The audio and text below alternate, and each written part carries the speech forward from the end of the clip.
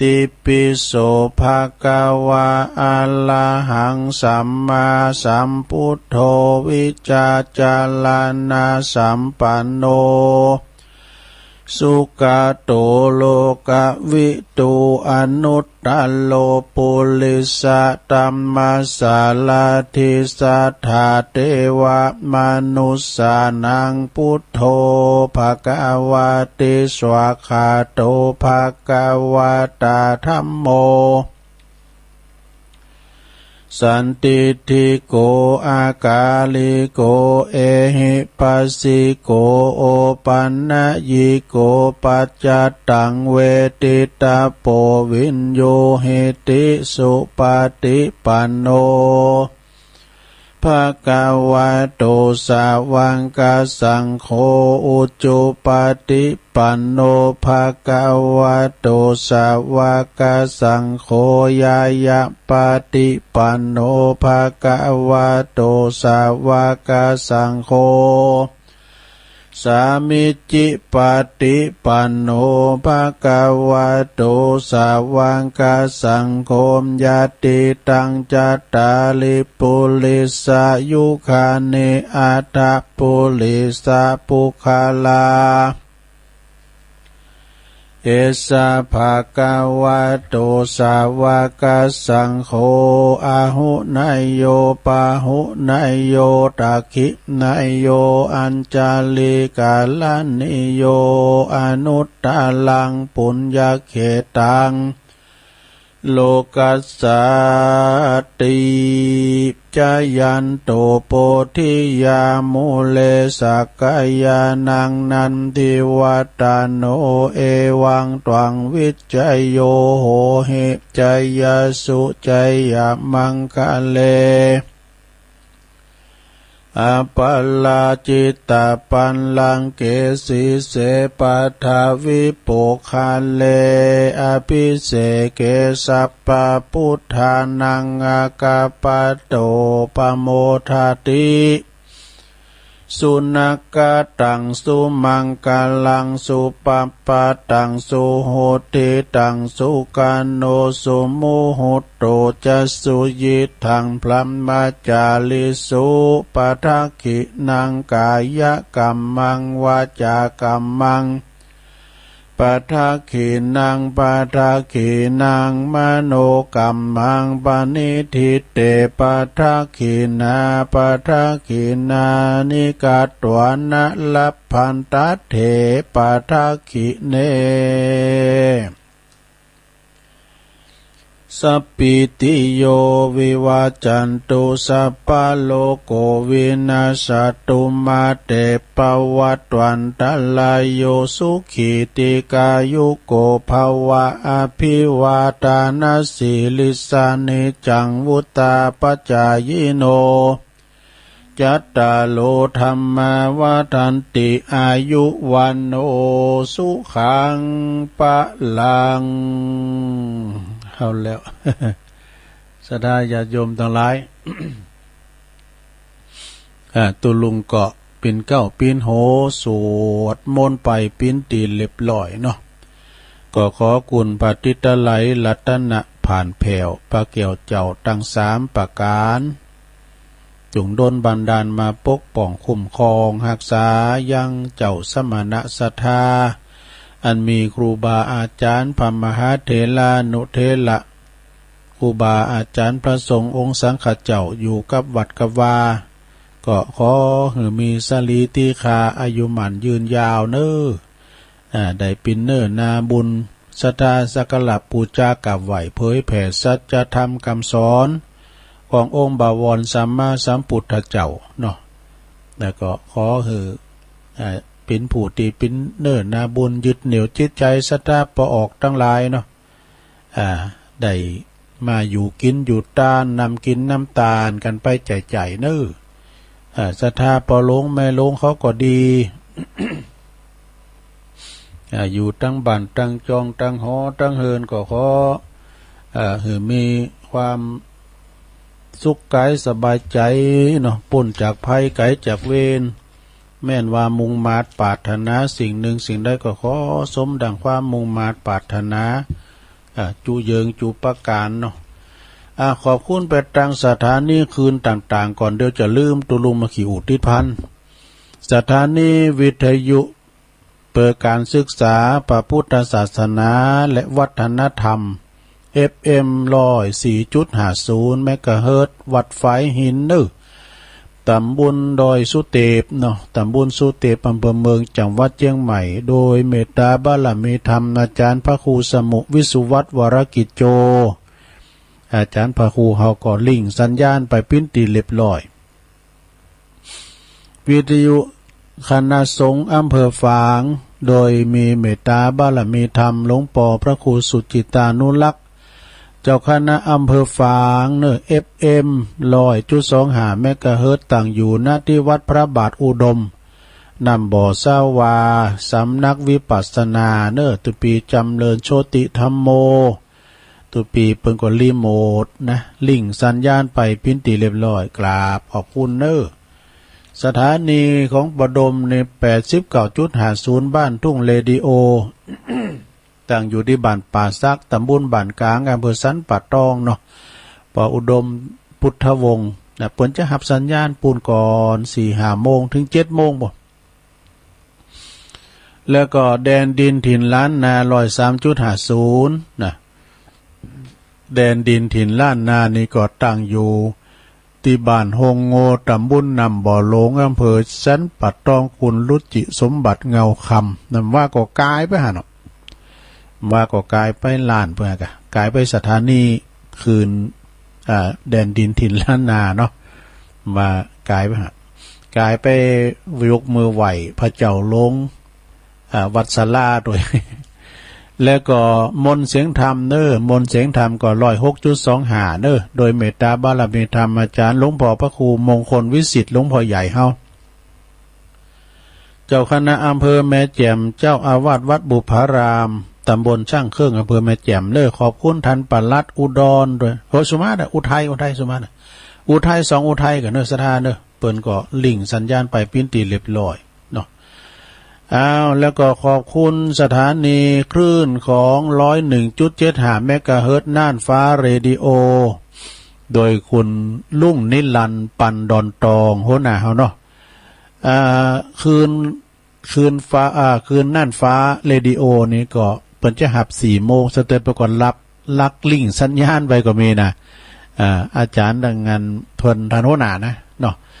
จะครอบคลุมบดังอำเภอเมืองอำเภอแม่ริมอำเภอสันทรายอำเภอดอยสะเก็ดอำเภอสันกำแพงอำเภอสระปีอำเภอหางดงอำเภอสันป่าตองอำเภอแม่วาง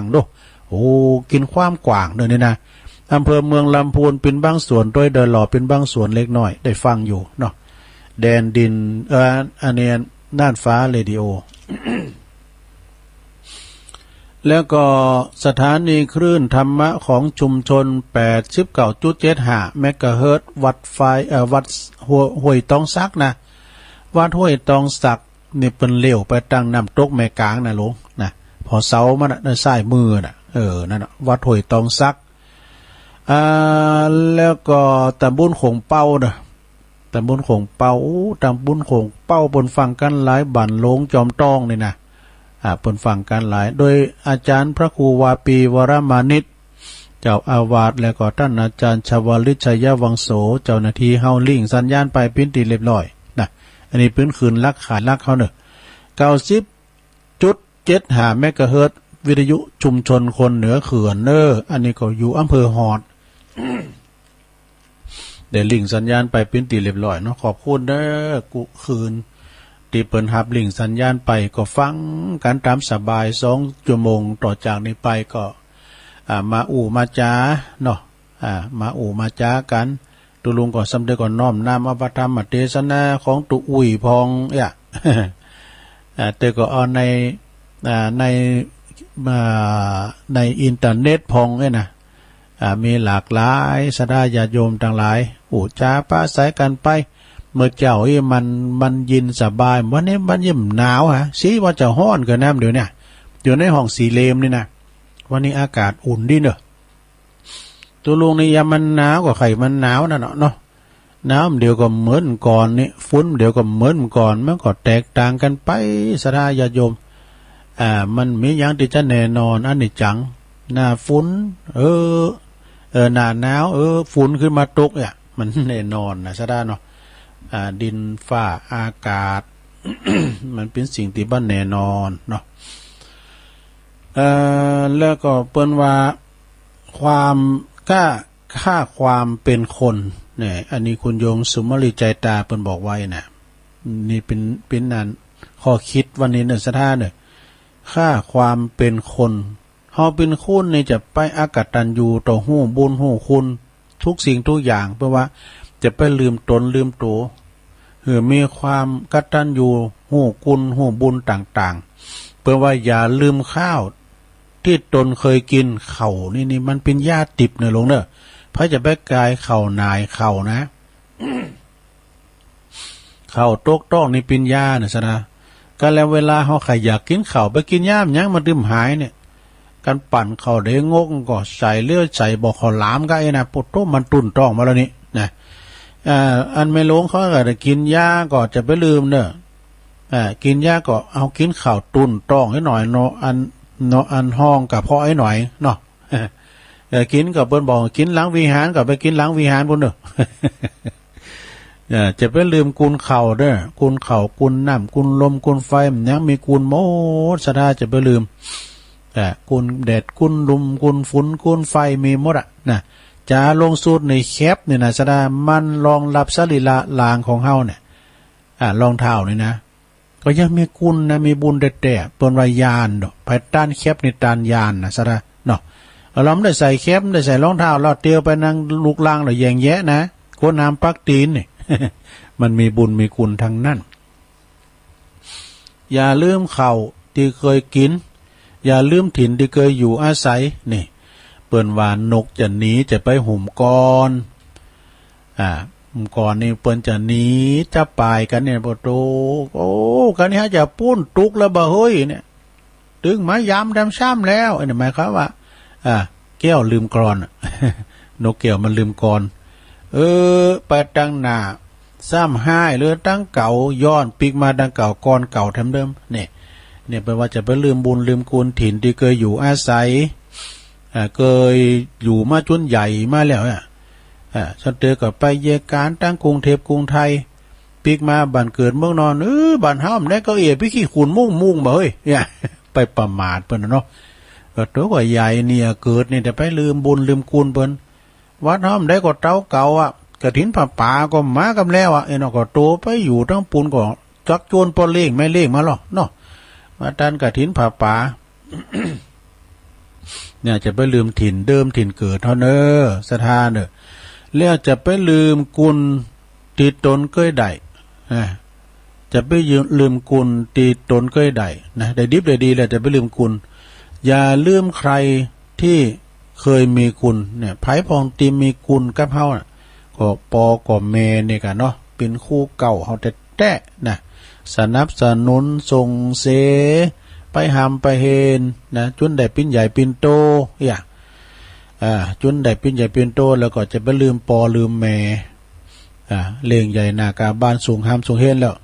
ก็จะไปลืมคุณปอคุณแม่นะหากความมีอยู่ในใจท่านผู้ใดนะแม่จะบ่สูงขึ้นก็บ่มีวันตกต่ำนี่ฟังลืมน้ำก้ามเนี่ยค่าความเป็นคนคือว่าอย่าลืมข้าวไม่ลืมข้าวที่ตนเคยกินไม่ลืมถิ่นที่คนเคยอาศัยไม่ลืมถิ่นที่เคยอาศัยไม่ลืมคุณที่ตนเคยได้ไม่ลืมใครที่เคยมีคุณหากมีอยู่ในใจแม้ผู้นั้นนะแม้จะไม่สูงไม่ขึ้นไม่สูงขึ้นแต่ก็ไม่เคยตกต่ำนี่ไม่มีวันตกต่ำแน่นอนที่เปิ้นเคยอยู่เคยอาศัยนะศรัทธาญาติโยมเราก็จะไปลืมคุณลืมบุญอย่างต่างๆอานิสงส์มันมีโมดลองไปกินข้าวกะไปกินข้าวไปแพะไปป่านะก็แล้วมีจอนแล้วไปมีอย่างหีบเนี่ย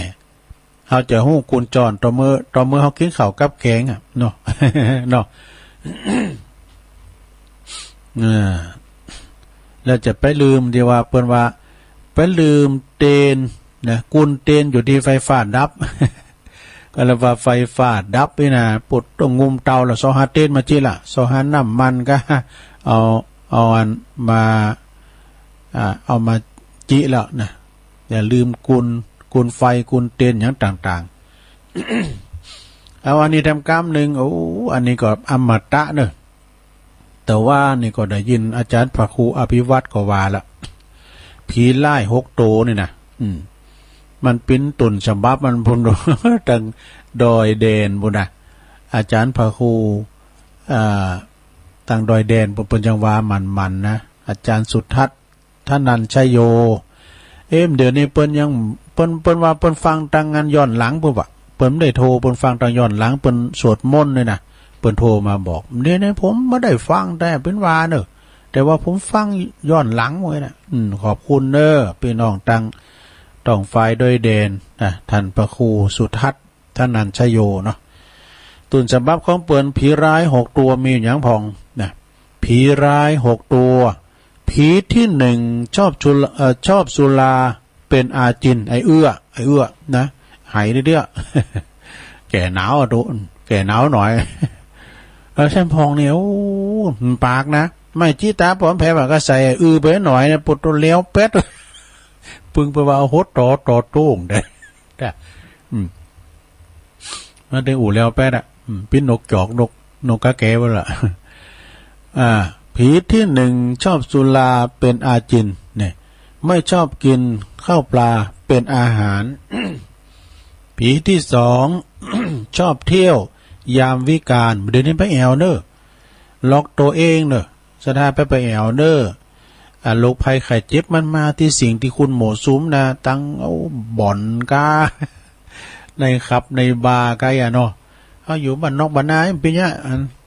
ล็อกดาวน์ตัวเก่าเดิมต้องไปไหนทำจำเป็นก็ไปมื่นไปเสมอกับปีกนะผีที่2ชอบเที่ยวยามวิกาลไม่รักบ้านรักลูกรักเมียตนนี่ผีที่3ชอบดูการละเล่นนี่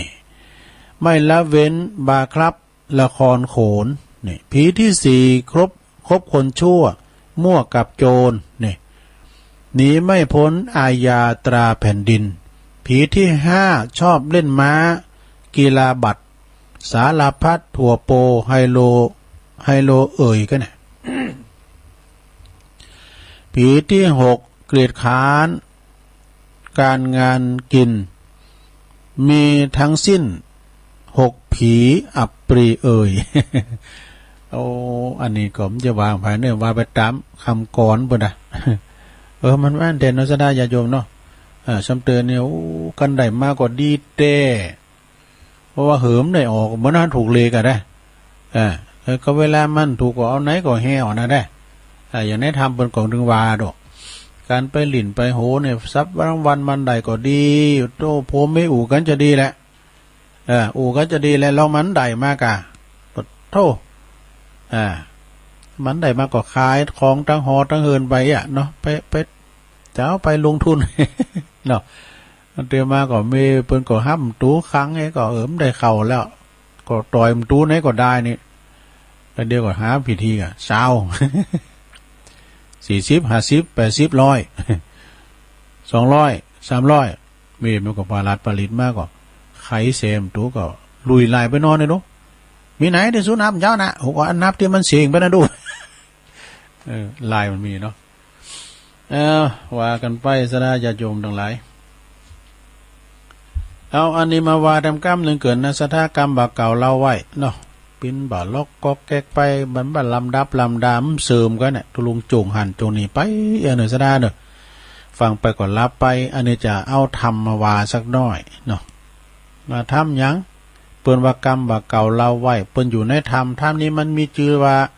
ซับปะสอนภาษิตซับปะสอนนะเปิ้นว่าจะฮื้อพองลองฟังแต่เป็นธรรมไว้นะเป็นน้ำธรรมคำสอน อย่าเอาใจ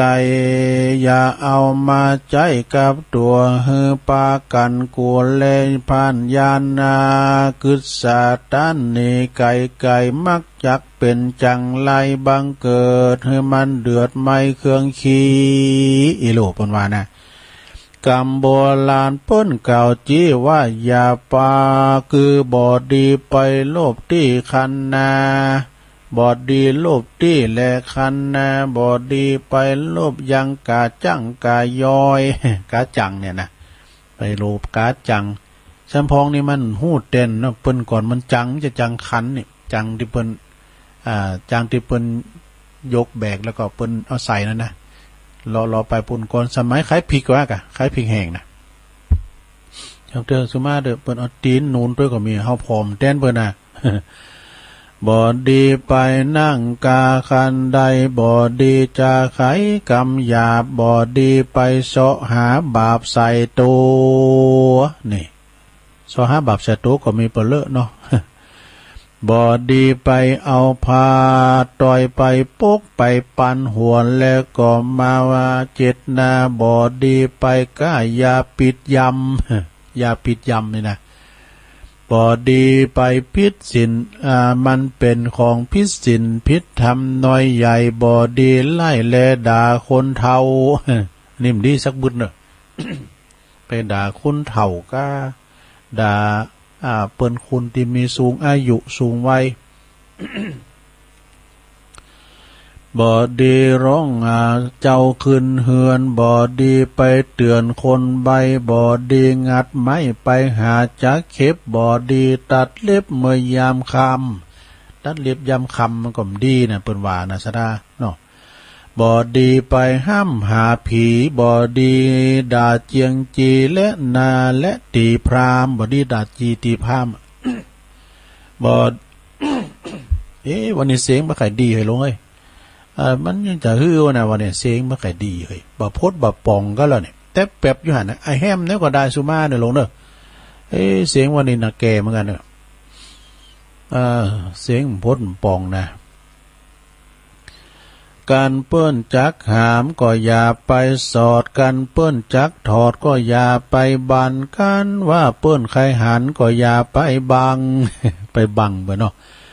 กันว่าเปิ้นบ่ฟังก็อย่าไปอูกันว่าบ่ฮู้ก็ฮือถามกันว่าบ่งามก็ฮือยองฮือถูกต้องตามสมัยน่ะเปิ้นว่าน่ะซะนะกำบักเก่าเป็นได้ทำบ่เด้อนี่นะกันแล้วว่าอยู่ดงไผ่ปงป่าอย่าไปตายังเสือกันว่าไปอยู่ยังแปยังเหืออย่าไปตาจระเข้และก็เงือกเนี่ยพี่เงือกนะซุ่มโกกันน่ะพี่เงือก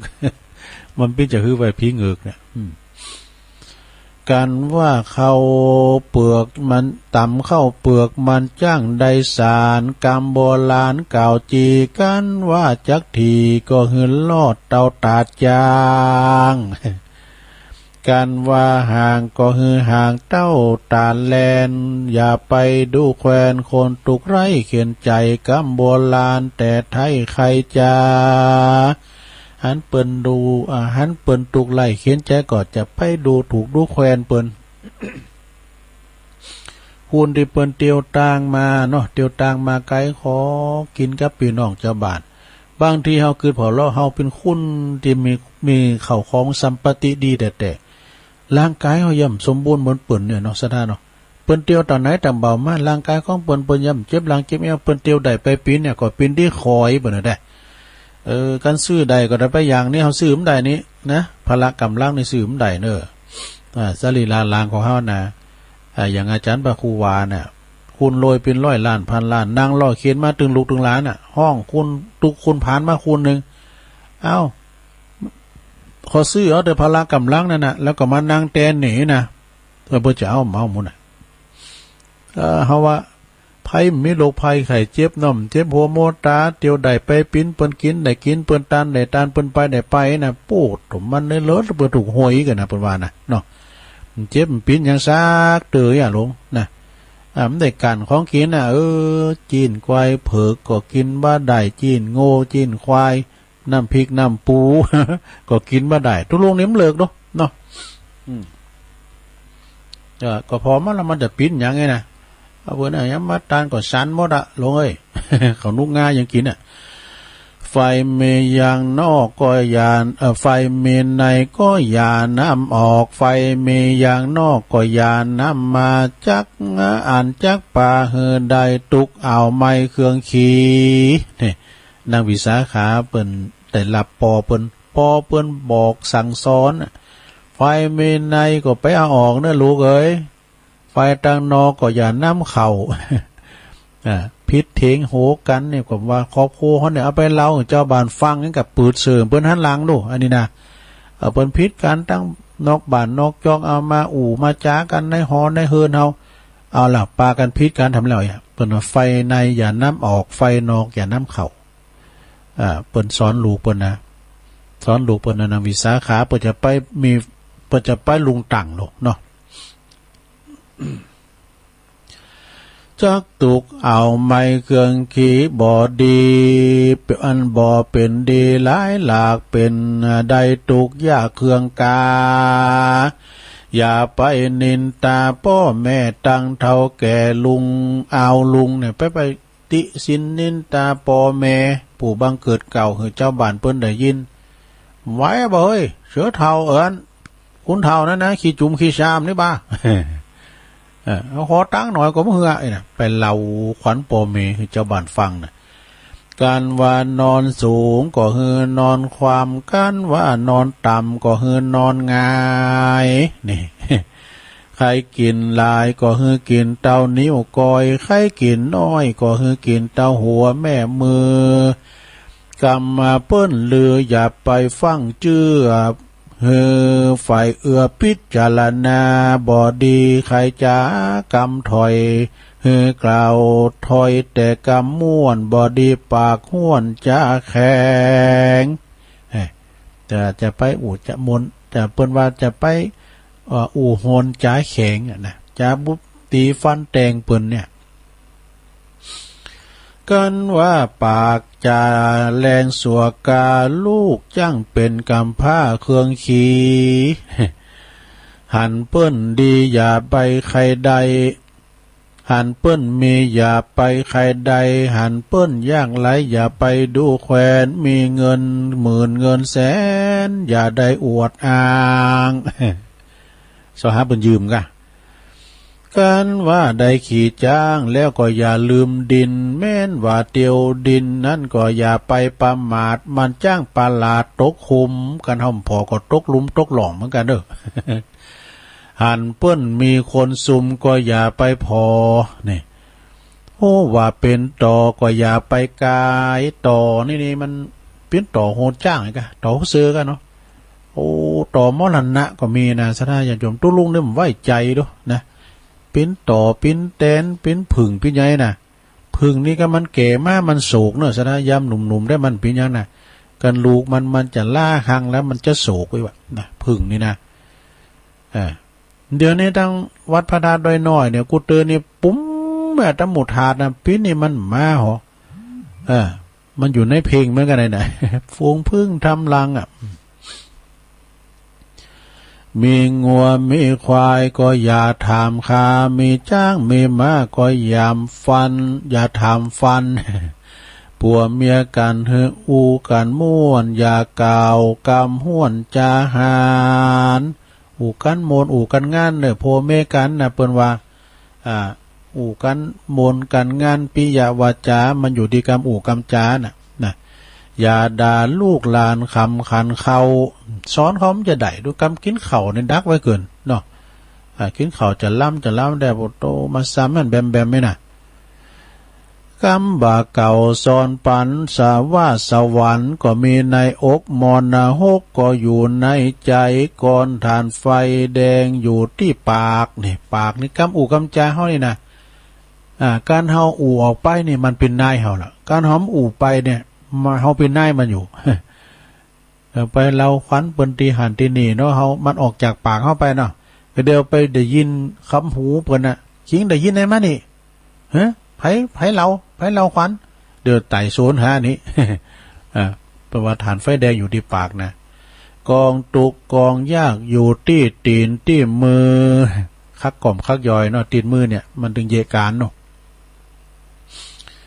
จงตือไว้มันจำที่สั่นไว้ในใจกันเตียวต่างไปไก่หิวหอดมี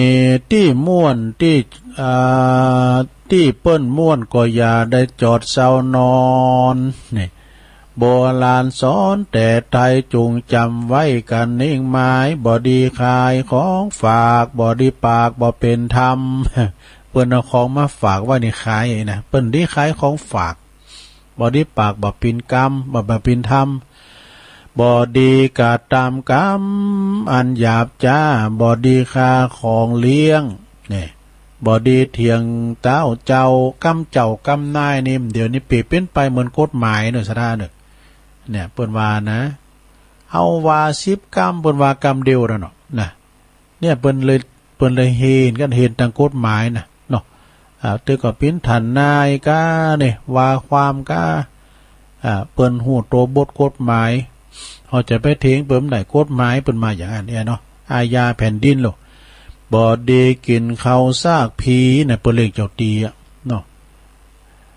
บ่ดีพิษฝูงเจียงจีและนักบวชเจียงจีนักบวชก็พงป้องก็พิษครับตุกะพระพองก็มีนะสถานเนาะอย่างวัดวาอารามนี่ก็เฮาก็ปฏิเสธได้แล้ว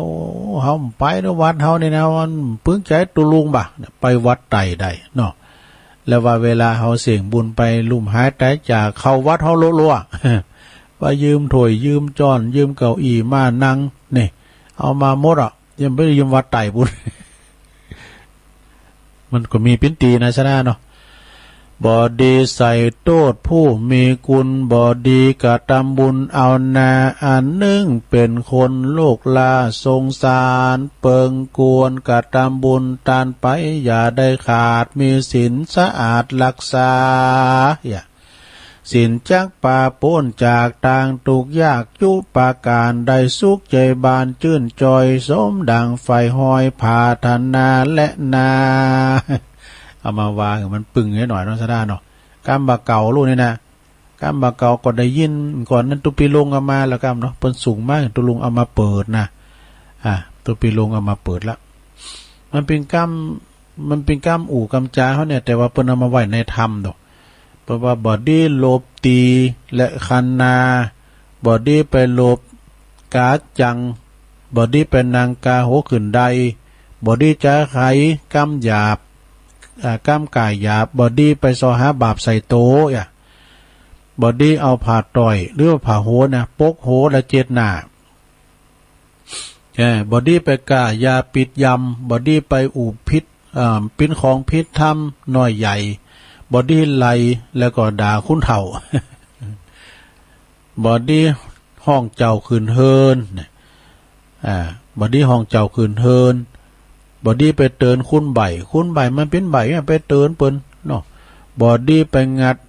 คอนไม้หาจะแคบจะเข็บการเฮาไปหามาดึงมีนะซะนะการเฮาอยู่ดีกินได้เราไปท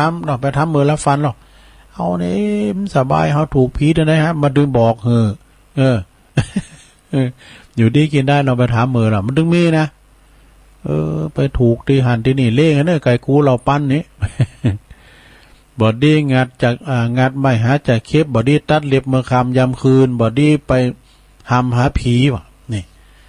บอดี้ไปด่าเจียงจีและพรามบอดี้ไปด่าจีตีพรามนี่บอดี้ไปหามนะการว่าเปิ้นจักหามก็อย่าไปสอดนี่หมูจะหามเสือก็การมาสอดนะเนาะบอดี้ถอดบอดี้การเปิ้นถอดก็อย่าไปบันการเปิ้นไข่หันก็อย่าไปบัง การเปิ้นบ่ฟังก็ไปอู่นะการเปิ้นบ่ฮู้การเฮาบ่ฮู้ก็คือถามนี่ลำดับอันเก่ามันได้ลงเนอะการบางงามก็คือย่องคือถูกต้องตามสมัยสถาการว่าอยู่ดงไผ่ปงป่าก็จะเป็ดต้ายังซื้อ อยู่ตั้งแพป่านะป่าลึกดึกหนาเป็ดต้าซื้อไปดังเปตังฮือก็จะเป็ดต้าจะเขผีเงก การวัดเข่า การตำข้าวเปลือกเนี่ยมันจังได้สารเนี่ยกำโบราณเปิ้นเก่าจี้ว่าอย่างดีอย่างอี้เนอะศรัทธาต่างหลายเนาะกันว่า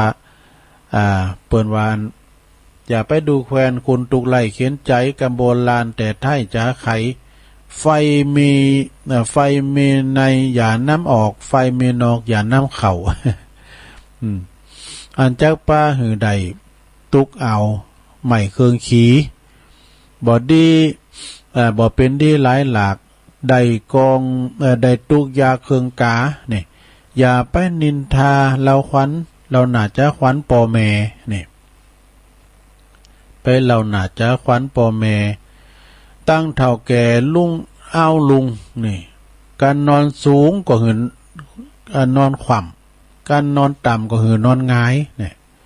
เป็นคำสอนทั้งนั้นเนอะสดาเนี่ยการกินหลายก็ขอกินเตานิ้วก้อยนี่การกินหน่อยก็ขอกินเตาโหแม่มือกำเปิ้นลือก็อย่าไปฟังเจอหือพิจารณาไปเนอะนี่นะไปฟังเจอ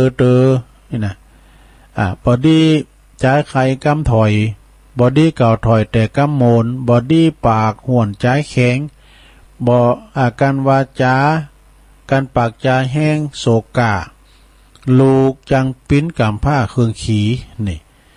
หันเปิ้นใดดีก็อย่าไปไข่ใดหันเปิ้นมีก็อย่าไปไข่ใดหันเปิ้นอยากไล่ก็อย่าไปดูแควนเปิ้นนี่มีเงินหมื่นเงินแสนก็อย่าไปอวดอ่างเด้อมีได้ขี่จ้างก็อย่าลืมดินเนี่ยขี่จ้างเนี่ยนะซะนะอย่าไปลืมดินวะแม่นว่าการเตียวตีนก็อย่าประมาทมันจังปลาดตกขุมเนี่ยเป็นอย่างอันแต่หรอกการวาหันเปิ่นคุณซุ่มกันไหนก็หลายๆก็จะไปพอคุณซุ่มกันหลายก็ไม่ได้ไปพอแล้วเนิ่มเดี๋ยวในสถานะเพราะว่าเฮิร์นหมายนี่นะเปิ่นหมุนซุ่มกันเกิน50นับพอเลยการ50แล้วก็ยุดเลย51พลิกบานเลย ได้กินเขาอันนี้กำลินมาได้เด้อโหว่าปิ้นต่อก็อย่าไปกายเนอะสะดาเนอะต่อแตนก้าผึ่งก้าเนี่ยมีโง่มีควายก็ไปถามขานะไม่รับหวานมึง โง่ควายจะไปถามขาเลี้ยงโง่เลี้ยงควายนี่มันโม้ก่อนนะเจ้าหมูเจ้าฟูงหลอนเลี้ยงควายมันหลายลิ่นพายก็เนี่ยก่อนนะ มันจะโหย่าหลอนเนาะอันแป้งอย่างมาลิ่นเอาลูกลอมมาลิ่นกันโจงลูกลอมนะลูกกุ้งนะกะเอาดินมามุนเอามามุนนะแป้งเป็นจุ่มแล้วก็ลิ่นกันนี่นะดีดนั่งยืดพองก้าอยู่ปุนาควายเข่าโซนบนก้าเนี่ยนกกระเมากระลิ่น มีโง่มีควายก็ไปถามขามีจ้างมีมากก็อย่าไปถามฟันเเนาะโปเมกันก็อู่กันมนอู่กันลงส่งกันปอ อย่าไปด่าลูกด่าล้านค้ำขันเข่า นี่กำบักเก่าสอนปันสถานอันนี้มันเราสู่จู้กันฟังกันว่าไปก็มีนักติ๊กนะเป็นธรรมสถานนี่นะเป็นธรรมเปิ้นบอกว่าสุภาษิตภาษิตสัพปสอนสอนกุยอย่างสถานตัวลุงก็มีทั้งอย่างหนึ่งนะอันนี้ก็ติ๊กไว้นี่เหมือนกันนี่ก็เดี๋ยวก็เอามาอ่านมาก่อนเนอะเราสู่จู้กันฟังลง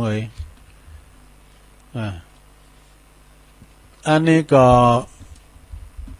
ความเป็นคนดีของคนเนี่ยคนดีนี่มีหลายเนอะสะนะคุณเก่งนี่มีหลายแต่คนดีเนี่ยมันเคยมีหน่อยนะคนดีนี่มันดีตึงกายตึงใจสะนะเนาะแต่คุณเก่งนี่มีเปิดเลอะคุณเก่งกับคุณดีนี่ตรงกันข้ามนะคนเก่งนี่มันเก่งไปหลายอย่างดูจนเตยก็มันมีกระเก่งอย่างเดียวมันมีความกตัญญูนะไผก็ตามได้ปินดีมีกินปินดีมีหางมีความโหดโหมโตปินด็อกเตอร์กำยาการเนี่ยลืมคุณปอคุณแม่เนี่ยโอ้ไข่เน็ตเนอะไปลืมคุณปอคุณแม่นะอันนี้แปลว่าปินคนดีของคุณนะหนึ่งปิ้นลูกดีๆของปอของแม่ลูกดีๆของปอของแม่ก็เกื้อกูลอุดหนุนปอแม่แม่นว่าจะได้ไปลุงต่างที่อื่นแล้วก็ตามได้ลูกตกโพตกแม่ไปแล้วก็จะไปลืมปอลืมแม่พระเจ้าคินเขานะถึงแม้นว่าเอาไปลุงต่างแล้วก็ดีก็มันมาหามาใจนะ บ้านจ้องเฮิรนก่อนลูกเป็นลายเนาะมันได้ปึงกำลาก้าอีหลาก้านะเป็นอยู่เฮิรนเก่า อยู่ด้วยปอด้วยแม่นะอีหลานะเนาะอันนี้เป็นเฮิรนเก่าเนี่ยเพราะว่าลูกดีๆนั้นจะไปลืมปอลืมแม่เป็นมีบุญคุณแก่เฮานะแล้วก็สองเป็นลูกศิษย์ดีๆก็อย่าไปลืมกุลของครูบาอาจารย์เนี่ยบางพองเนี่ยโอ้ก็มาคือถึงเฮานี่กันมีครูบาอาจารย์เนี่ยโอ้เฮาจะไปได้ปิ้นตุนปิ้นอุ้งไปน่ะเผื่อมาคืออย่างนี้ก็มีแล้วเนี่ยครูบาอาจารย์มีแล้วเนี่ยเนาะอย่ามาเปิ้นอยู่ก็บ่โตขี้จุ่มขี้ชามเปิ้นพองไอ้น่ะกันมีเปิ้นเฮาไปได้ปิ้นตุนปิ้นอุ้งเฮาไปเห็นจบเป็นครูเป็นบ้าไอ้น่ะ เนาะอันนี้ก็เป็นลูกศิษย์ที่ดีก็จะไม่ลืมกุลของครูบาอาจารย์เปิ้นครูบาอาจารย์ในเปิ้นประสิทธิ์ประสาทวิชาความรู้เฮาหลายนะเอาข้อที่3นะญาติโยมทั้งหลายเปิ้นว่าปิ้นเปิ้นดีๆของเปิ้นนี่เปิ้นนี่ก็คือหมายความว่ากัลยาณมิตรเนี่ยซะนะปิ้นเปิ้นดีๆคบมิตรมิตรปอกลอกมิตรปลอมมิตรหยังก็มีหมดโด มิตรแท้มิตรเทียมนี่นะมิตรแท้นี่ก็คือกัลยาณมิตรคบคุณที่เปิ้นเป็นเปิ้นแต่นะเปิ้นตายเปิ้นกินหาง่ายเปิ้นตายหาอยาก ขอคบกันเป็นมิตรแก้วสหายคำเด้อจะไปลืมกันไปทรยศกัน ไปทรยศละหักหลังกันเนี่ยประมาณนะเพื่อนที่ดีไม่ใช่ว่าจะไม่นะก็บอกไม่ทรยศเลยนะน้ำใสๆไม่ใช่ว่าไม่มีพิษนะก็มีพิษอยู่ เพื่อนที่ดีไม่ใช่ว่าจะไม่ทรยศก็จะมีอยู่เนาะข้อที่4เป็นพลเมืองดีของชาตินี่กันเฮาเป็นคนดีของปอของแม่ของครูบาอาจารย์แล้วก็ต้องเป็นคนดีของชาติด้วยนะจะเตก็ไปเป็นทหารนี่นะเนาะฮับใจบ้านเมืองเป็นโหของชาติเนาะข้อสุดท้ายเป็นศาสนิกชนของศาสนาอย่างเฮาจะพูดได้เองนะสดับไปลืมวัดลืมว่ามีลูกมีเต่าก็สอนลูกสอนเต่าเน้อเข้าวัดเข้าว่าเนาะวัดว่าอารามพระมคืดพอเนี่ยโอ้ยหลายวัดหลายว่าเนาะซะเนาะคุณได้เคยมานอนวัดนอนว่าการว่าเป็นเสียงบุญเวลามันมีหนอมีเจ้ามันขึ้นมาเนี่ยซะนะมันก็หายไปเนาะการมีตัวซ่อนขึ้นมาแซมขึ้นมามันมีตัวตายตัวแต้นอย่างแขวนกับบางวัดนี่ก่อนนี่เปิ้นมีนอนกันจะหลายเดี๋ยวนี้เปิ้นลุ่มหายแต่จากแต่ว่าหนอเจ้ามันแต้นขึ้นมามันก็ปุ๊ดก็หายไปก็มีนะเนาะ ปุ๊ดหายไปก็มีก็เหมือนกับอันพระสงฆ์องค์เนรเนี่ยก็น้อยไปนะสะท่าตัวลูกตัวหลานเฮาเนี่ยมันก็เข็มไปอยู่ตึงมืดตึงวันนี่นะกันมีปีน้องเจ้าดอยนะสะท่าอย่างวัดพระธาตุดอยน้อยเนี่ยโอ้พระธาตุดอยน้อยนี่ลูกหลานพี่น้องดอยน้อยนี่มีสักคนน่ะเด้อที่จะมาโบสถ์อยู่นี่นะมีพี่น้องลูกหลานคุณดอยเด้อหมดแล้วขมมุนนี่แนมเปิ้มจะว่าเป็นคุณตกผานกันอยากโลเอาไปหันเนตัวนั้นมาขี่รถปิกมาเนาะ4 ตู้ก่อนใครมาส่งนี่เนาะถามพ่อมีรถยนต์กะมีรถยนต์นี่ก็เดี๋ยวเขาก็ไปอุ่นเนน้ำตุนเนนนั่นน่ะเขามีรถยนต์นะพ่อผมก็มีเนี่ยโอ้พ่อมีรถอะไรดีแม็กโอ้เป็นว่าเขาไม่ใช่คุณตูคุณจนเนอะสถานเนอะเนนน้ำตุนเนี่ยปตัวอันตัวน้อยเลยเปิ้น หลายปีเดี๋ยวนี้ใหญ่แล้วเปิ้นจะตักบาทเทโวให้กะปอก็แม่มันขึ้นมาเนี่ยเอาฟักแฟงแต้มเต่าเอาโฟวินมาเกิดสดาญาโยมเขาถามว่าโอ้เล่นโฟวินก็ได้น่ะประวัติมันได้แล้วมันอยู่ตั้งบนดอยนี่รถไม้ดีขึ้นพดหอดต้องเล่นโฟวินดูมันครับถ้าหลับปัดนะเนี่ยเพราะว่าหินจะจุ้มน้ำจะฟูประมาณที่เขาเต้นว่าเนี่ยเนาะเฮามาไหวคุณป่าคุณดอยเนี่ยเปิ้นเอาเปิ้นจบปริญญาเกินนะซะนะบาดเดือนนี้เขาพักทันนาแล้วซะนะเนี่ยแล้วก็อยู่กันเนี่ยปีหู2น้องหู1เนอะปีอายไปก่อนน้องมานะเปิ้นหูกันโน หลวงพ่อก็สูงเฮ็ดนิดเดียวนะกันมีเขาก็มันก็วัดก็งอมนี่อ่ะ ทำเตยก็วัดไตวัดเนื้อวัดตังลุมในเปิ้นมีละพระมีเนนตุเจ้าอาวาสทั้งหลายเปิ้นก็มาขอกับหลวงพ่อก็แจกไป 2 ตุน 3 ตุนแจกไปนะแต่บางตุนนี่เขาก็อินดูเขาน่ะแต่เธอสมองมันไปชาวเธอซิกกลางหาวก็มีโอ้อินดูอนาคตเขาโอ้ก็ไปปีนอย่างนี้แต่ไปเกิดอย่างไปไม่เรียนหลบๆมันก็จบไปเองไงเนาะ มันสมองไม่ไปเป็นดีอินดูเขาปิกไปบ้านเราดีกว่าเนี่ยบนดอยสบายกว่า อย่าสดาอย่าโยมทั้งหลายนะแต่ไปลืมเนอวัดวาอารามนะแต่วัดพระธาตุน้อยก็ยังดีอยู่มีพาเนนอยู่เป็นซิปอยู่ตุเจ้าเนาะก็เลยว่าเขาไปก็งอมก็ได้ไปโอเฮนี่นะเลยก็2 เถ่าเนี่ยหลวงพ่อกันไปก็ตุลุงอยู่กันตุลุงไปก็หลวงพ่ออยู่ เพราะว่าเปิ้นขึ้นสู่ลุงหาเสด็จมาถามแม่เนาะมาถามบ้านนี่มุนก็ตอนรับเปิ้นเนี่ยซะได้เนาะปิ้นเจ้าบ้านแล้ววัดพระธาตุด้วยเนาะนี่ขึ้นลุงเหินขาดเด้อเพราะว่ามันเป็นแหล่งท่องเที่ยว1 ใน 3อำเภอดอยหล่อนี่มันจะมีพิพิธภัณฑ์หนึ่งเนาะแล้วก็ผาช่อแล้วก็วัดพระธาตุดอยน้อยมี3 ตีเป็นแหล่งท่องเที่ยวนะเพื่อก็มาไหว้พระธาตุก็มาชมวิวก็มาถวายสังฆทานเป็นบางครั้งนะเด็กก็ไม่ได้ขึ้นดอยสักเตือนก็ลองขึ้นดอยพอรถถีบนี่มาถึงวันเนอะนักปั่นจักรยานน่องเหล็กนี่นะเปิดออกกำลังขึ้นมากูแรงกูเจ้า ชับเตือนก็พี่น้องตังปูนเพราะตุ่นแหนบนเนอะเปิดมานะหางดุ้งก็ยังสันปัดตองหางดุ้งพี่น้องสะปุงใกล้ก็ยังมาในทั้งหลายปิ้งบนน่ะเปิดมาทางใหม่ดูเปิดมากันเป็นกลุ่มนะเปิดปั่นจักรถีบจักรยานเนี่ยถามว่ารถถีบมันแปลงการพิเศษก็มีวะโอ้ก็ยังมาแปลงก็ปุ๊บปั่นขึ้นมานะลงขึ้นดอยมานะตีนเท้าแตะปื้นเลยวะโอ้เน็ตดักแกเนี่ยเป็นมีเกมันวะใช่ไหมแต่รถถีบเขาทำได้ไม่ขึ้นไว้ยังไงอันนี้เป็นมีเกมันเป็นปั่นจิ้นขึ้นมาไปบนดอยวะโอ้เน็ตดักแกเนี่ยเขาขึ้นเนี่ยเตียวขึ้นมาในขาอย่าแต่ปะ เปิ้นออกกำลังกันใช่ไหมเนาะอันนั้นจะไปลืมเด้อวัดวาอารามเนาะพระสงฆ์องค์เด่นก็เขียมไปหน่อยไปเฮาก็จะไปลืมส่งเข่าซ่าเข่าจังหันบางวัดบางวาก็ตุพระก็มีน้อยเฮาก็หมั่นไปผอก้อยดูแลเนาะเป็นศาสนิกชนที่ดีของศาสนาเข้าวัดเข้าว่าพอง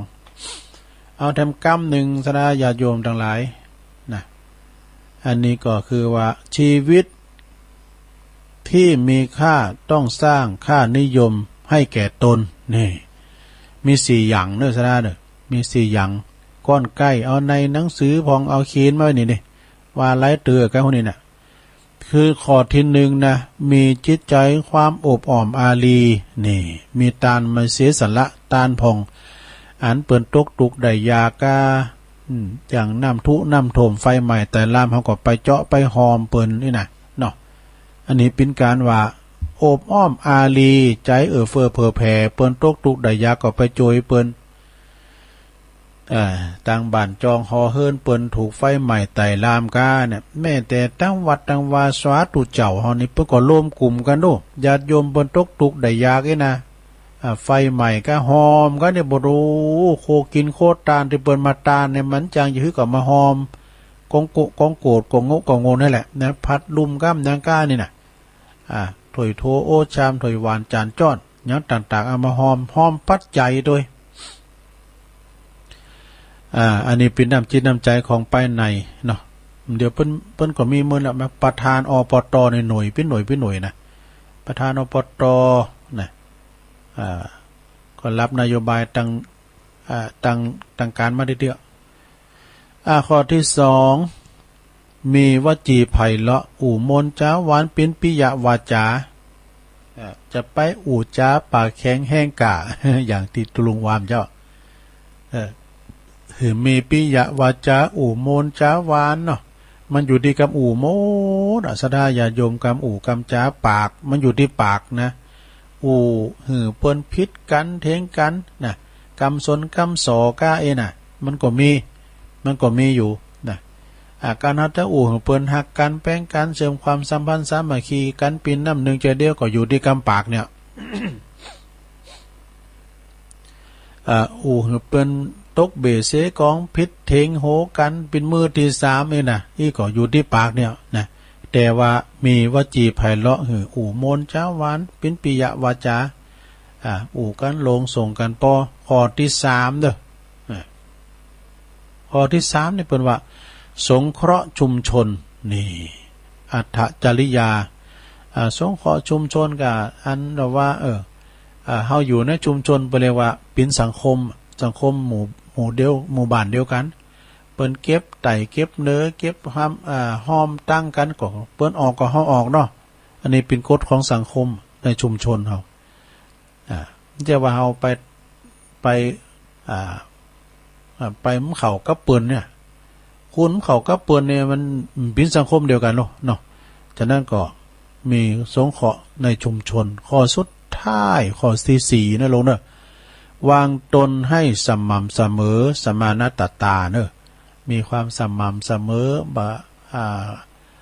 ะเหลือเปิ้นบะด้อยเหลือเปิ้นก็เปิ้นเยอะจะฮือเอาอีกเนาะในชุมชนบะคัดบะบ้านบะคัดบะง่างเปิ้น อันนี้เรียกว่าสงเคราะห์ชุมชนวางตนให้สม่ำเสมอบ่เหลือหยังบ่เหลือกำหยังเปิ้นนะมีความสม่ำเสมอแก่เปิ้นนะอันนี้ก็จบไปเอาทำกรรมนี่ก่อนนะสดาญาโยม อันนี้ก่อนเน็ตเหมือนกันเนอะข้อคิดคำคมคารมตุลุงธรรมนี่นะ ก็เป็นกรรมที่ว่า คนหายากนะคนหายากนี่จะฮืดนะคนหายากนี่มันหาง่ายเนาะคือเห็นแก่ตัว หายากอย่างนี้นะหันแก่โตโกเสพเปรียบดูเสพเมื่อมีโอกาสพลาดซ้ำเติมเนี่ยการไพ่พลาดก็ซ้ำเติมเพิ่มเจอไฟไกลสังคมนี่อันนี้คบยากเนี่ยคนคบยากมันจะคนหายากนะคนคบยากเนี่ยมันมีหลายอย่างนะศรัทธาญาติโยมปิ้นเปิ้นเดียวเสี่ยวซี่กันก็ตามคุณคบยากเนี่ยมันมีหลายอย่างหลายประเด็นหลายประการนะตุลุงก็มันได้เขียนว่านี่ก็มีนะคุณคบยากเนี่ยอันนี้ตุปีแอเปิ้นหือมาเมินละตุลุงก็โจดไว้นี่นะมันมีไหนหมู่ คุณคบยากนี่นะเปิ้นเดียวเสี่ยวซี่กันเปิ้นว่าแต่ว่า